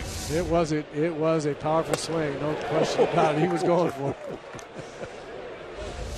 And when he learns that he can swing about half that hard and still hit the ball 400 feet, he's going to be really, really dangerous. 2-1. That's line to right center field. And that will run all the way to the gap. How far can Morales go? Third base will be held there. Arcia with a double. So Arcia with 2 hits and a double, the first extra base hit. And for the first time today, the Twins have a runner not only at second, but second and third. And that was a beautiful controlled swing that he just rocketed it right center. So I mentioned he doesn't have to swing as hard as he did on this 2-0 pitch. Here's the 2-0 pitch. It throws all his mechanics off. He's trying to swing hard. Now watch how smooth and calm that is. That is a beautiful baseball swing right there, and the ball jumped off his bat. Let's hope that just buries into his muscle memory right there that's the way he needs to swing at the ball. Twins pinch running for Morales. They're sending Parmalee in. Chance to get the game tied up with a fly ball. Of course, Colabello has loftier thoughts than that. Parmalee will take over at first base.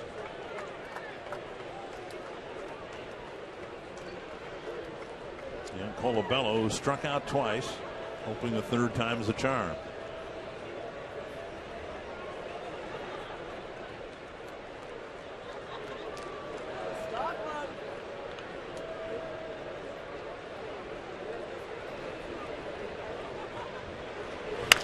Wrapped to third, nowhere for Parmalee to go.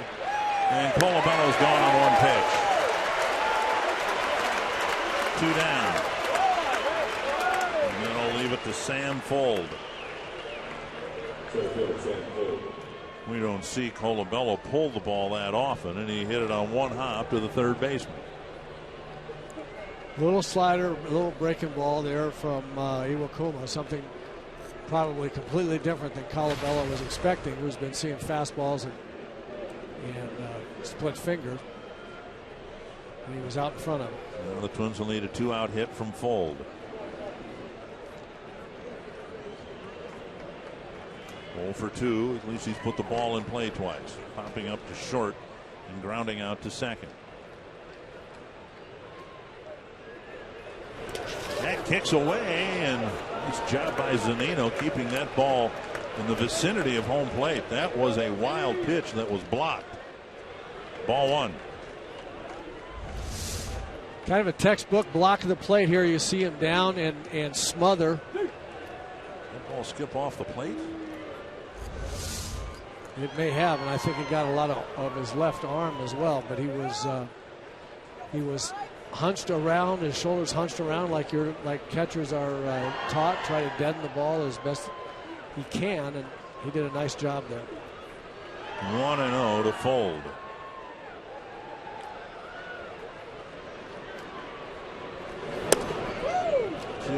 With a base open and Eric Fryer on deck.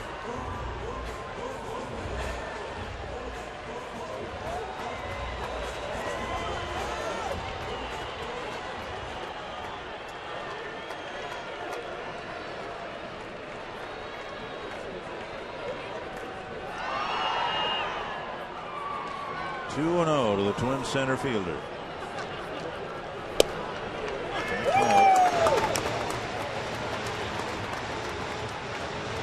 Trying to break through against Iwakuma.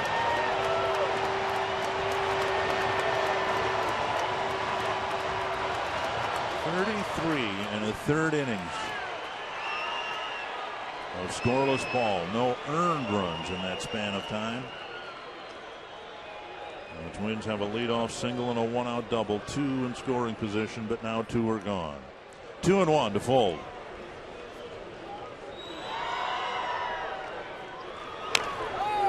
Two.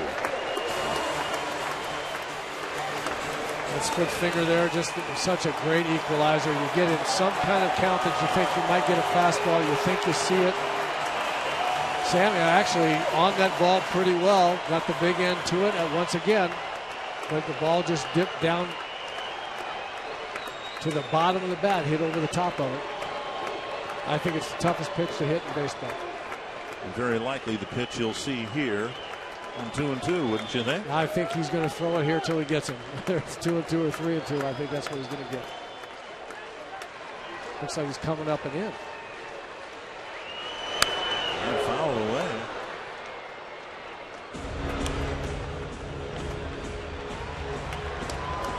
Gets up around the letters. Yep.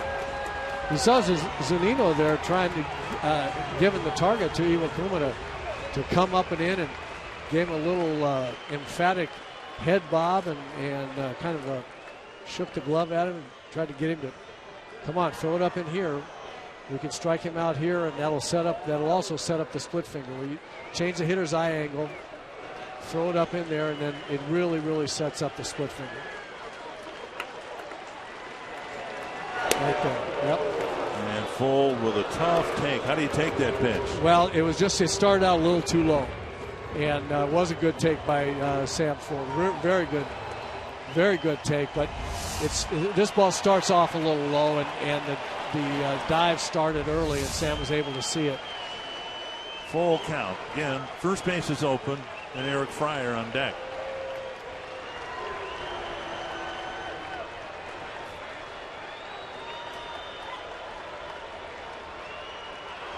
Strike him out. And the Twins threaten, but again, don't score against Iwakuma. Again, just disappears.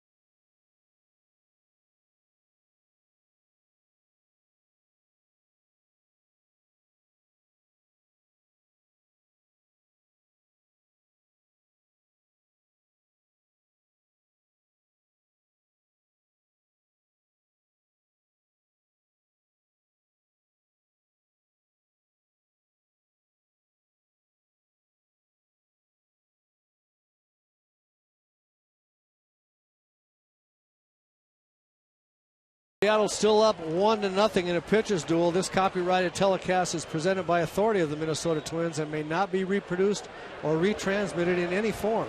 And the accounts and descriptions of this game may not be disseminated without the express written consent of Minnesota Twins, LLC. That's Roy Smalley's voice doing his best to read the disclaimer in a fashion as smooth as Bert Blyleven. He did a great job. He did a great job. The difference is, I think you know what the word disseminate means. You read it with more feeling because you know what that word. I don't want it disseminated. Here's Dustin Ackley. Bert back in the Twin Cities, ramping up for Fan Fest and other All-Star activities. Down and away, 1-1.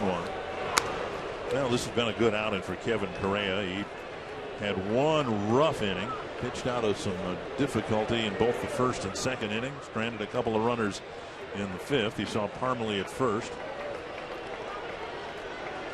Well, we talked about him righting the ship after the first two innings. He threw 15 pitches in the first and 29 in the second. And then listen to this. He went 7 pitches, 16, and then 5 pitches last inning. So he did indeed right the ship. Has pitched very, very well. 2-1. 2-2. And he actually, the ship didn't need that much righting. I mean, he as we were talking about, he has shown the ability to wiggle himself out of trouble in innings where he was struggling, where he struggles with command a little bit, and then find it and pitch really well. He's done that for now about the 6th outing in a row. First time through the batting order, 5 men reached. A couple of walks, 3 hits, and the home run. Nobody reached the second time through the order, and now here we are, the 8th place batters up, and there was a walk to Saunders and the hit by Cano, but both of those men were left on base. 3-2 wants to get the leadoff man here in the 7th.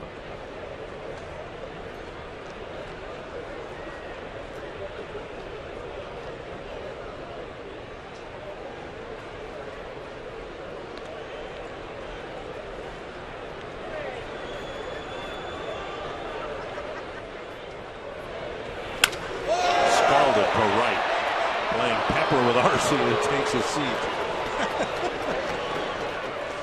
I'll say this, Waldo Arcia might be the most interesting player the Twins have had come up in about 5 years. He's entertaining, isn't he? I just love the kid. I really do. He might have had trouble with lights, or he might have just had trouble with overspin. But in any event, he caught the ball. One down, Brad Miller. Miller with a walk and a fly ball to left. Checked his swing, took a strike.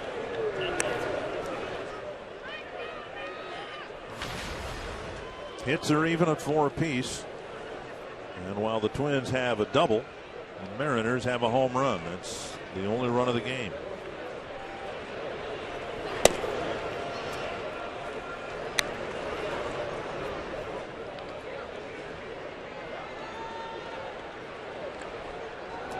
Burton, Brian Dunsing, and the fact that Correa's getting outs here in the 7th inning, a particularly welcome sight for a pitching staff that saw 2 painfully short starts in the Yankee series. Kyle Gibson going just 2 innings, and then yesterday Ricky Nolasco going just 2 innings. And if for some reason you just joined us, Nolasco's been sent back to the Twin Cities. He's going to have an MRI of his elbow, and they're going to determine what the issue is, what's causing the pain and discomfort, and everyone will go forward from there. A roller, backhanded by Dozier. 2 down. It was interesting over the weekend. Dozier very public in his admiration for Derek Jeter, saying Derek Jeter was the guy that he emulated growing up, wearing number 2, Jeter's number. But Dozier's career is going to be spent in Robinson Cano's position, and it is Cano and others that are, at least this year, they've succeeded in blocking him from the All-Star game. Brian's got a tough road with Cano and Kinsler and Pedroia. Altuve all playing at the tops of their games, and Brian trying to get there. I don't think that he takes a back seat to any of them defensively. I think he and Pedroia and Cano, I think, are all terrific defensive second basemen. Brian can hit the ball out of the ballpark with anybody. He's just got to work on the batting average. Right. Well, 2 things would help Dozier to add 30 points to his batting average, and then 2, the Twins need to win more. Well, absolutely, and by the way, I think if Brian added 30 or 35 points to his batting average, the Twins would win more. I mean, yeah. Seriously, I think he's one of the guys that in the Twins lineup that they count on. They need to count on. He's got game-changing kind of ability. He really does, and we saw in the first 2 months of the season when he got off to such a good start, the Twins were winning ball games, really following Dozier's lead. He had a lot of home runs. He had drove in runs in some big situations.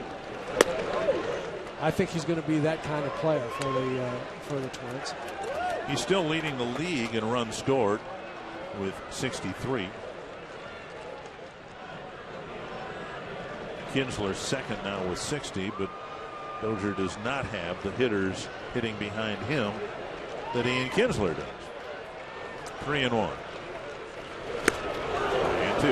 And I would tell you, with 63 runs scored and 39 RBIs, so he's at, what is that, 102 combined runs at the break. I've always thought that a guy up the top of the lineup, if he could deliver 150 runs, adding runs scored and RBIs, that you're starting to get into elite company for a top 2 in the lineup type of guy. It looks like Brian's going to do that. He's got a chance, an outside chance of getting to 200, which is phenomenal in a run production sort of way. So he has run into a little bit of a hiccup here in terms of getting enough hits to keep his average up, which would prevent him from being in the All-Star game. But he's a very, very important player and an important cog in this Twins lineup going forward. Full count to Saunders. High blast to right center field. Full back at the fence and a lead. Did he catch that ball?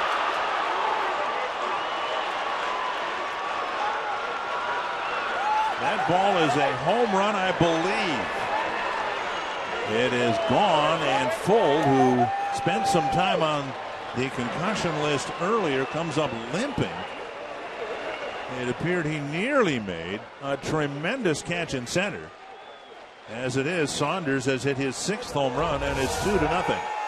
Well, a great effort here by Sam Fuld, getting up almost getting there, just missed. And let's see if we can see what, he just missed that ball. I was trying to see what he heard. I thought maybe he banged his knee into the, but he lands on his right hip. And that looks to be the hardest contact that he made with either fence or ground. Well, take a look at it from behind home plate.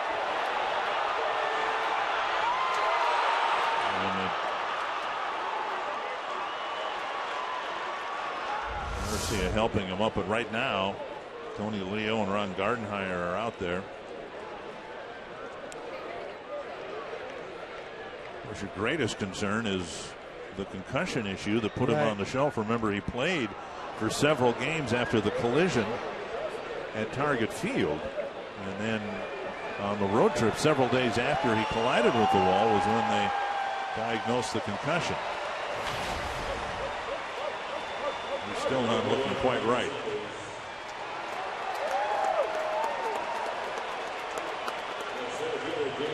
Great effort by Full.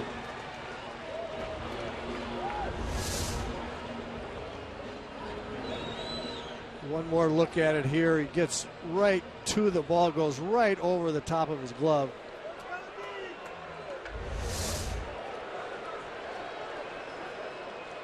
A 2-out home run, and now James Jones bunting in the air, foul, 1 strike. Both home runs coming on 3-2 counts. And Kevin had to come in there with a fastball and came in right over the middle of the plate both times. Zunino and Saunders able to jump him out of here. 1 strike to Jones. Now a ball. I'm concerned about Sam Fuld because between every pitch he has his head down in center field. It's a bunt, foul. That's been his pose between every pitch.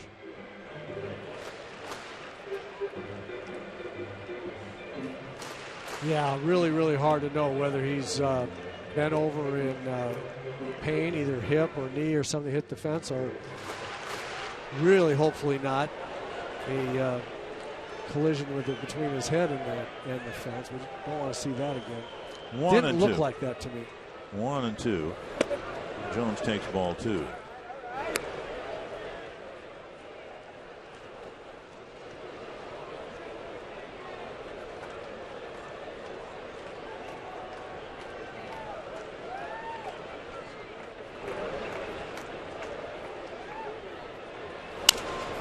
Full to get a chance to make a catch here, and he hobbles in to make the catch. Looks like he is taking a bit of a leg injury here, off the field with him in the 7th inning.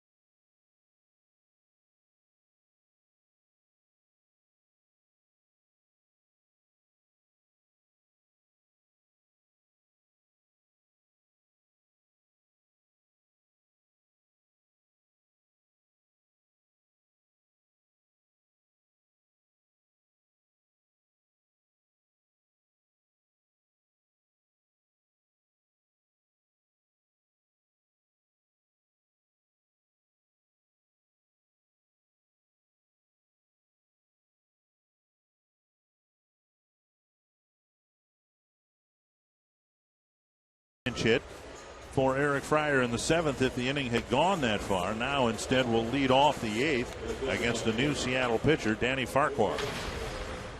Danny Farquhar, very, very good stuff. He's a strikeout pitcher, 42 strikeouts, in 37 innings.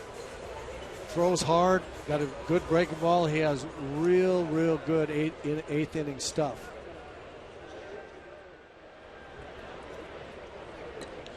And so it will be Suzuki, the Twins all-star now. Brian Dozier and Eduardo Escobar, and the Twins are running out of outs. We're already in the 8th inning.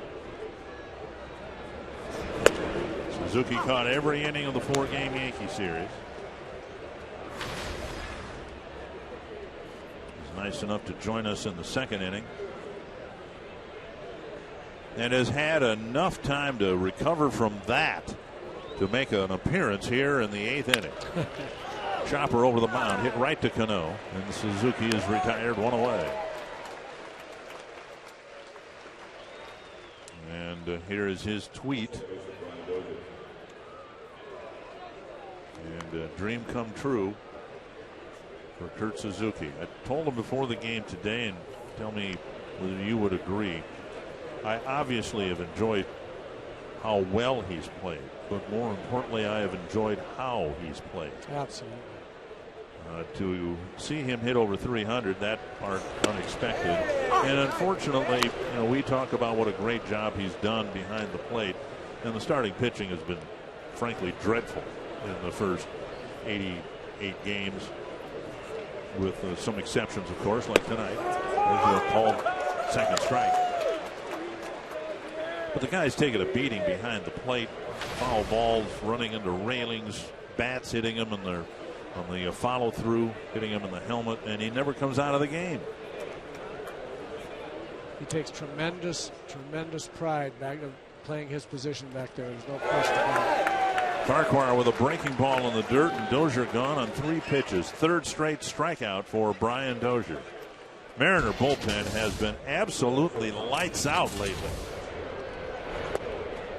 That a 0.92 ERA in the last 15 games. We've talked about the Twins bullpen, the pitchers. The Twins pitchers have said we all know our role. That really helps when everybody has a role. And with the addition of Fernando Rodney as the closer, it pushed everybody else forward in the game. So that Wilhelmsen, who was the closer and gave up a lot of late inning leads, as you can see here, how good they have been. But all of a sudden now Wilhelmsen can be an 8th inning guy. Farquhar can be an 8th inning guy. Furbush is a left-hander. They've got guys in roles now that really make sense to the manager and to the pitchers themselves.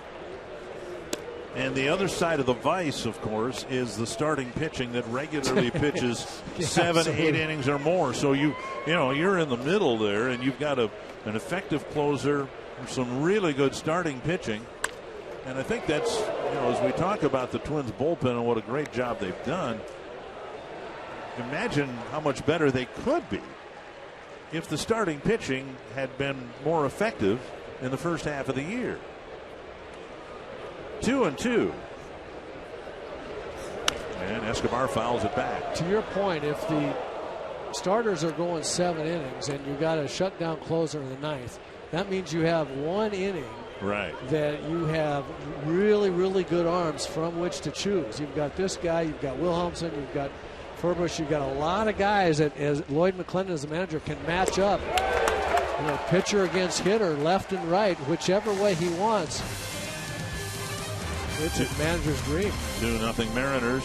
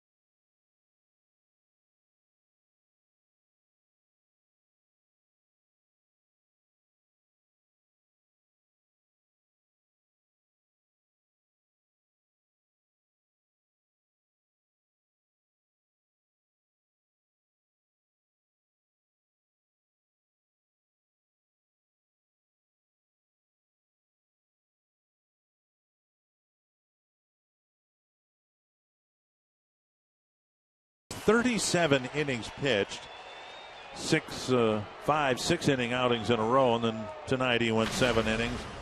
And Brian Dunsing will pick him up in the 8th. Brian Dunsing, one of those guys out in the Twins bullpen who's done a very, very good job this year.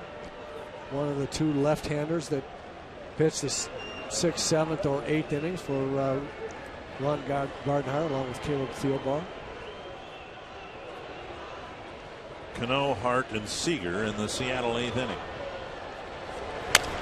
Chop to the right side. Dozier underhands it to Parmalee, 1 away. That'll bring up Hart. As promised earlier in the game, we have the AT&T fan photo of the game. Tweet your photo to #NorthFanPhoto for a chance to be shown in a game broadcast brought to you by AT&T. Night game at Target Field. Some beautiful night action in the homestand. Nice weather. We hope obviously that'll be the case a week from tomorrow and a week from today. The activities there starting on Sunday. Game action on the field with the Futures game Sunday. Home run hitting contest. Workout on Monday and then the game Tuesday.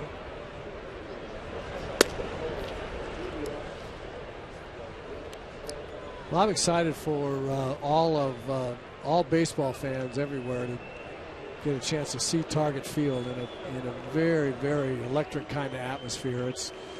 It's going to be really, really great for the Twin Cities and for the Target Field and for the Twins.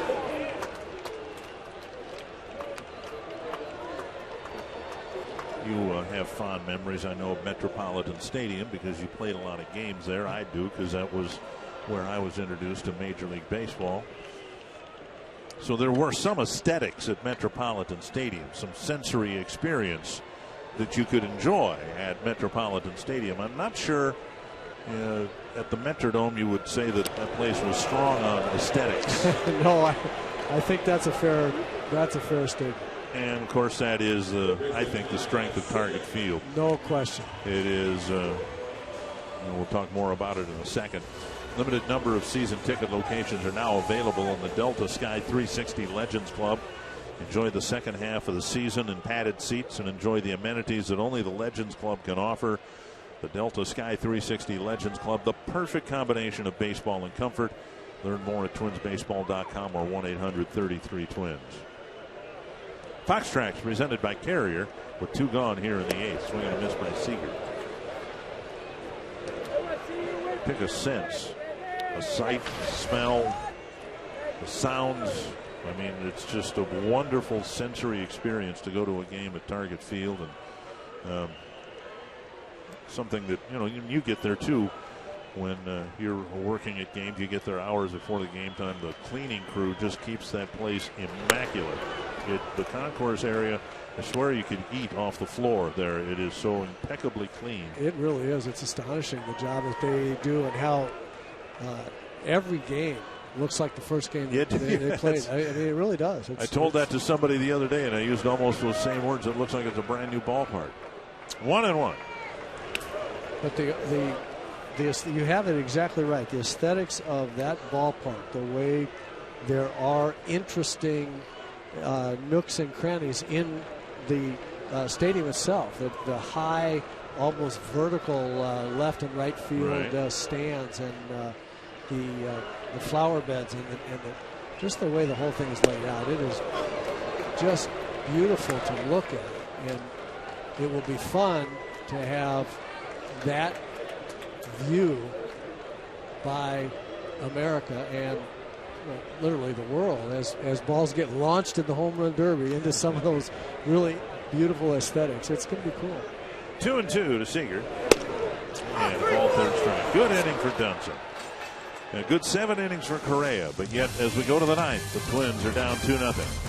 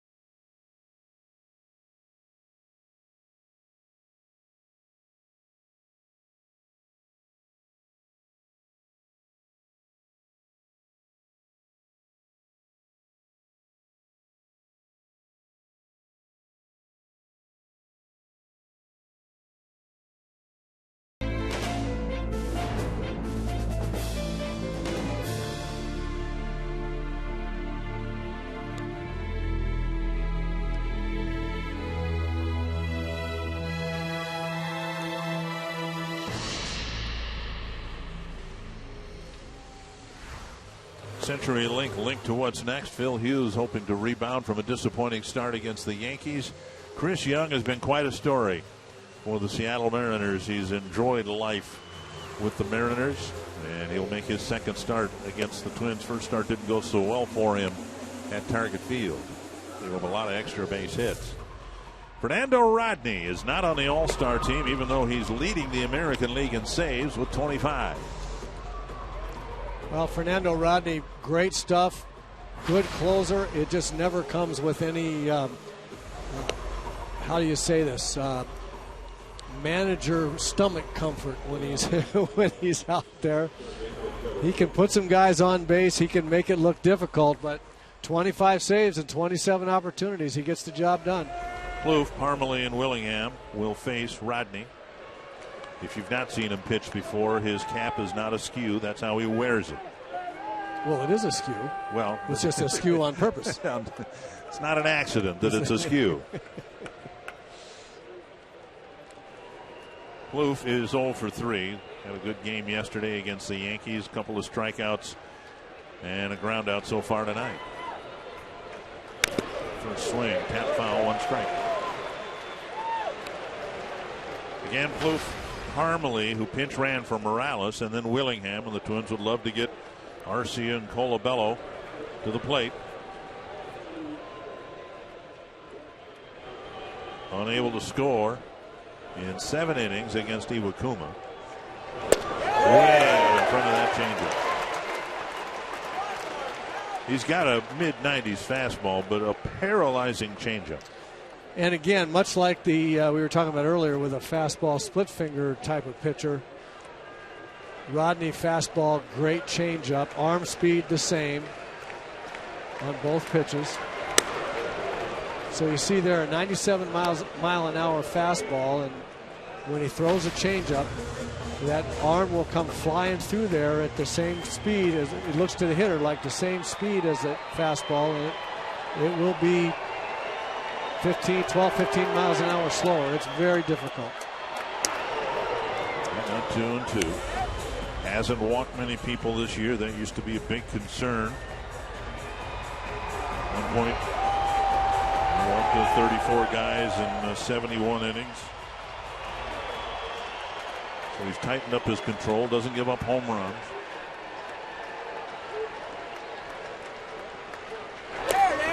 And now 3-2. Good take by Plouffe. Very good take by Trevor. There's that changeup. Had some good downward movement on it as well. You saw a 97 mile an hour fastball and an 82 mile an hour changeup, and the delivery looked exactly the same, and that's what makes it so difficult. So much confidence in the changeup. Plouffe might get it here. Almost certainly.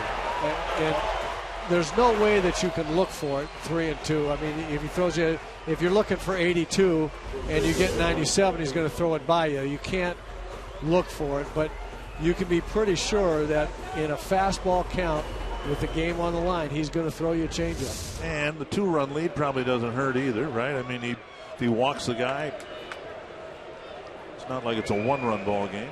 Right, but I still believe that if it had been a 1-run game, he still would have thrown it. Yeah, I mean, there are guys, when you're a fastball changeup pitcher, oftentimes you almost like getting guys into fastball count so you throw that changeup and get them out. Johan Santana was that way. He'd get to 2-0, 3-1, 3-2. He'd throw the changeup.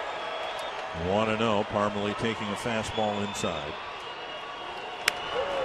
And now fastball fouled away. Soup.com trivia question. The only other pitcher to go 4-0 with an ERA of under 1. How about Roger Clemens? Yeah, I think that's probably. Okay. Okay. We haven't gotten next year's schedule yet, but we could have been here till the Twins reappear in Seattle and not gotten Sidney Ponzon. No wonder the Twins brought him in. Sidney Ponzon? It would have taken me to 2020. I'd had to get out the baseball encyclopedia and go through page by page. 2-1 to Parmalee. The Twins need a base runner and then somebody to hit just the second home run this year against Rodney.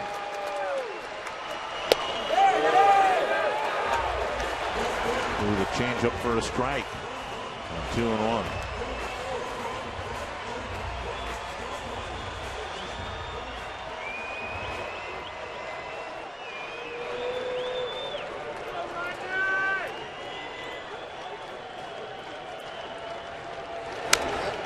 Rodney was the guy. Alexi Casilla got the hit, storing Carlos Gomez from second base.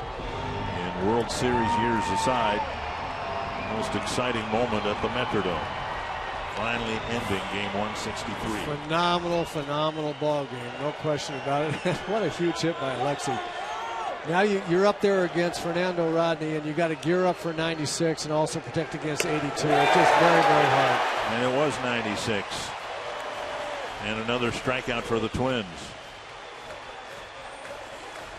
And really the key to most at-bats against Rodney is not this pitch right here. It's not the two-strike pitch that he throws 96 on the corner. That's not the problem. The problem is when you get a fastball early in the count and you foul it back. Yeah. And so many strikeouts against tough pitchers point to an early pitch that you missed that you should have, could have hit, and not the one he strikes you out on. Strike one. 26 outs for the Twins, 14 of them on strikeouts tonight. One strike to Willingham. One strikeout and a couple of fly ball outs.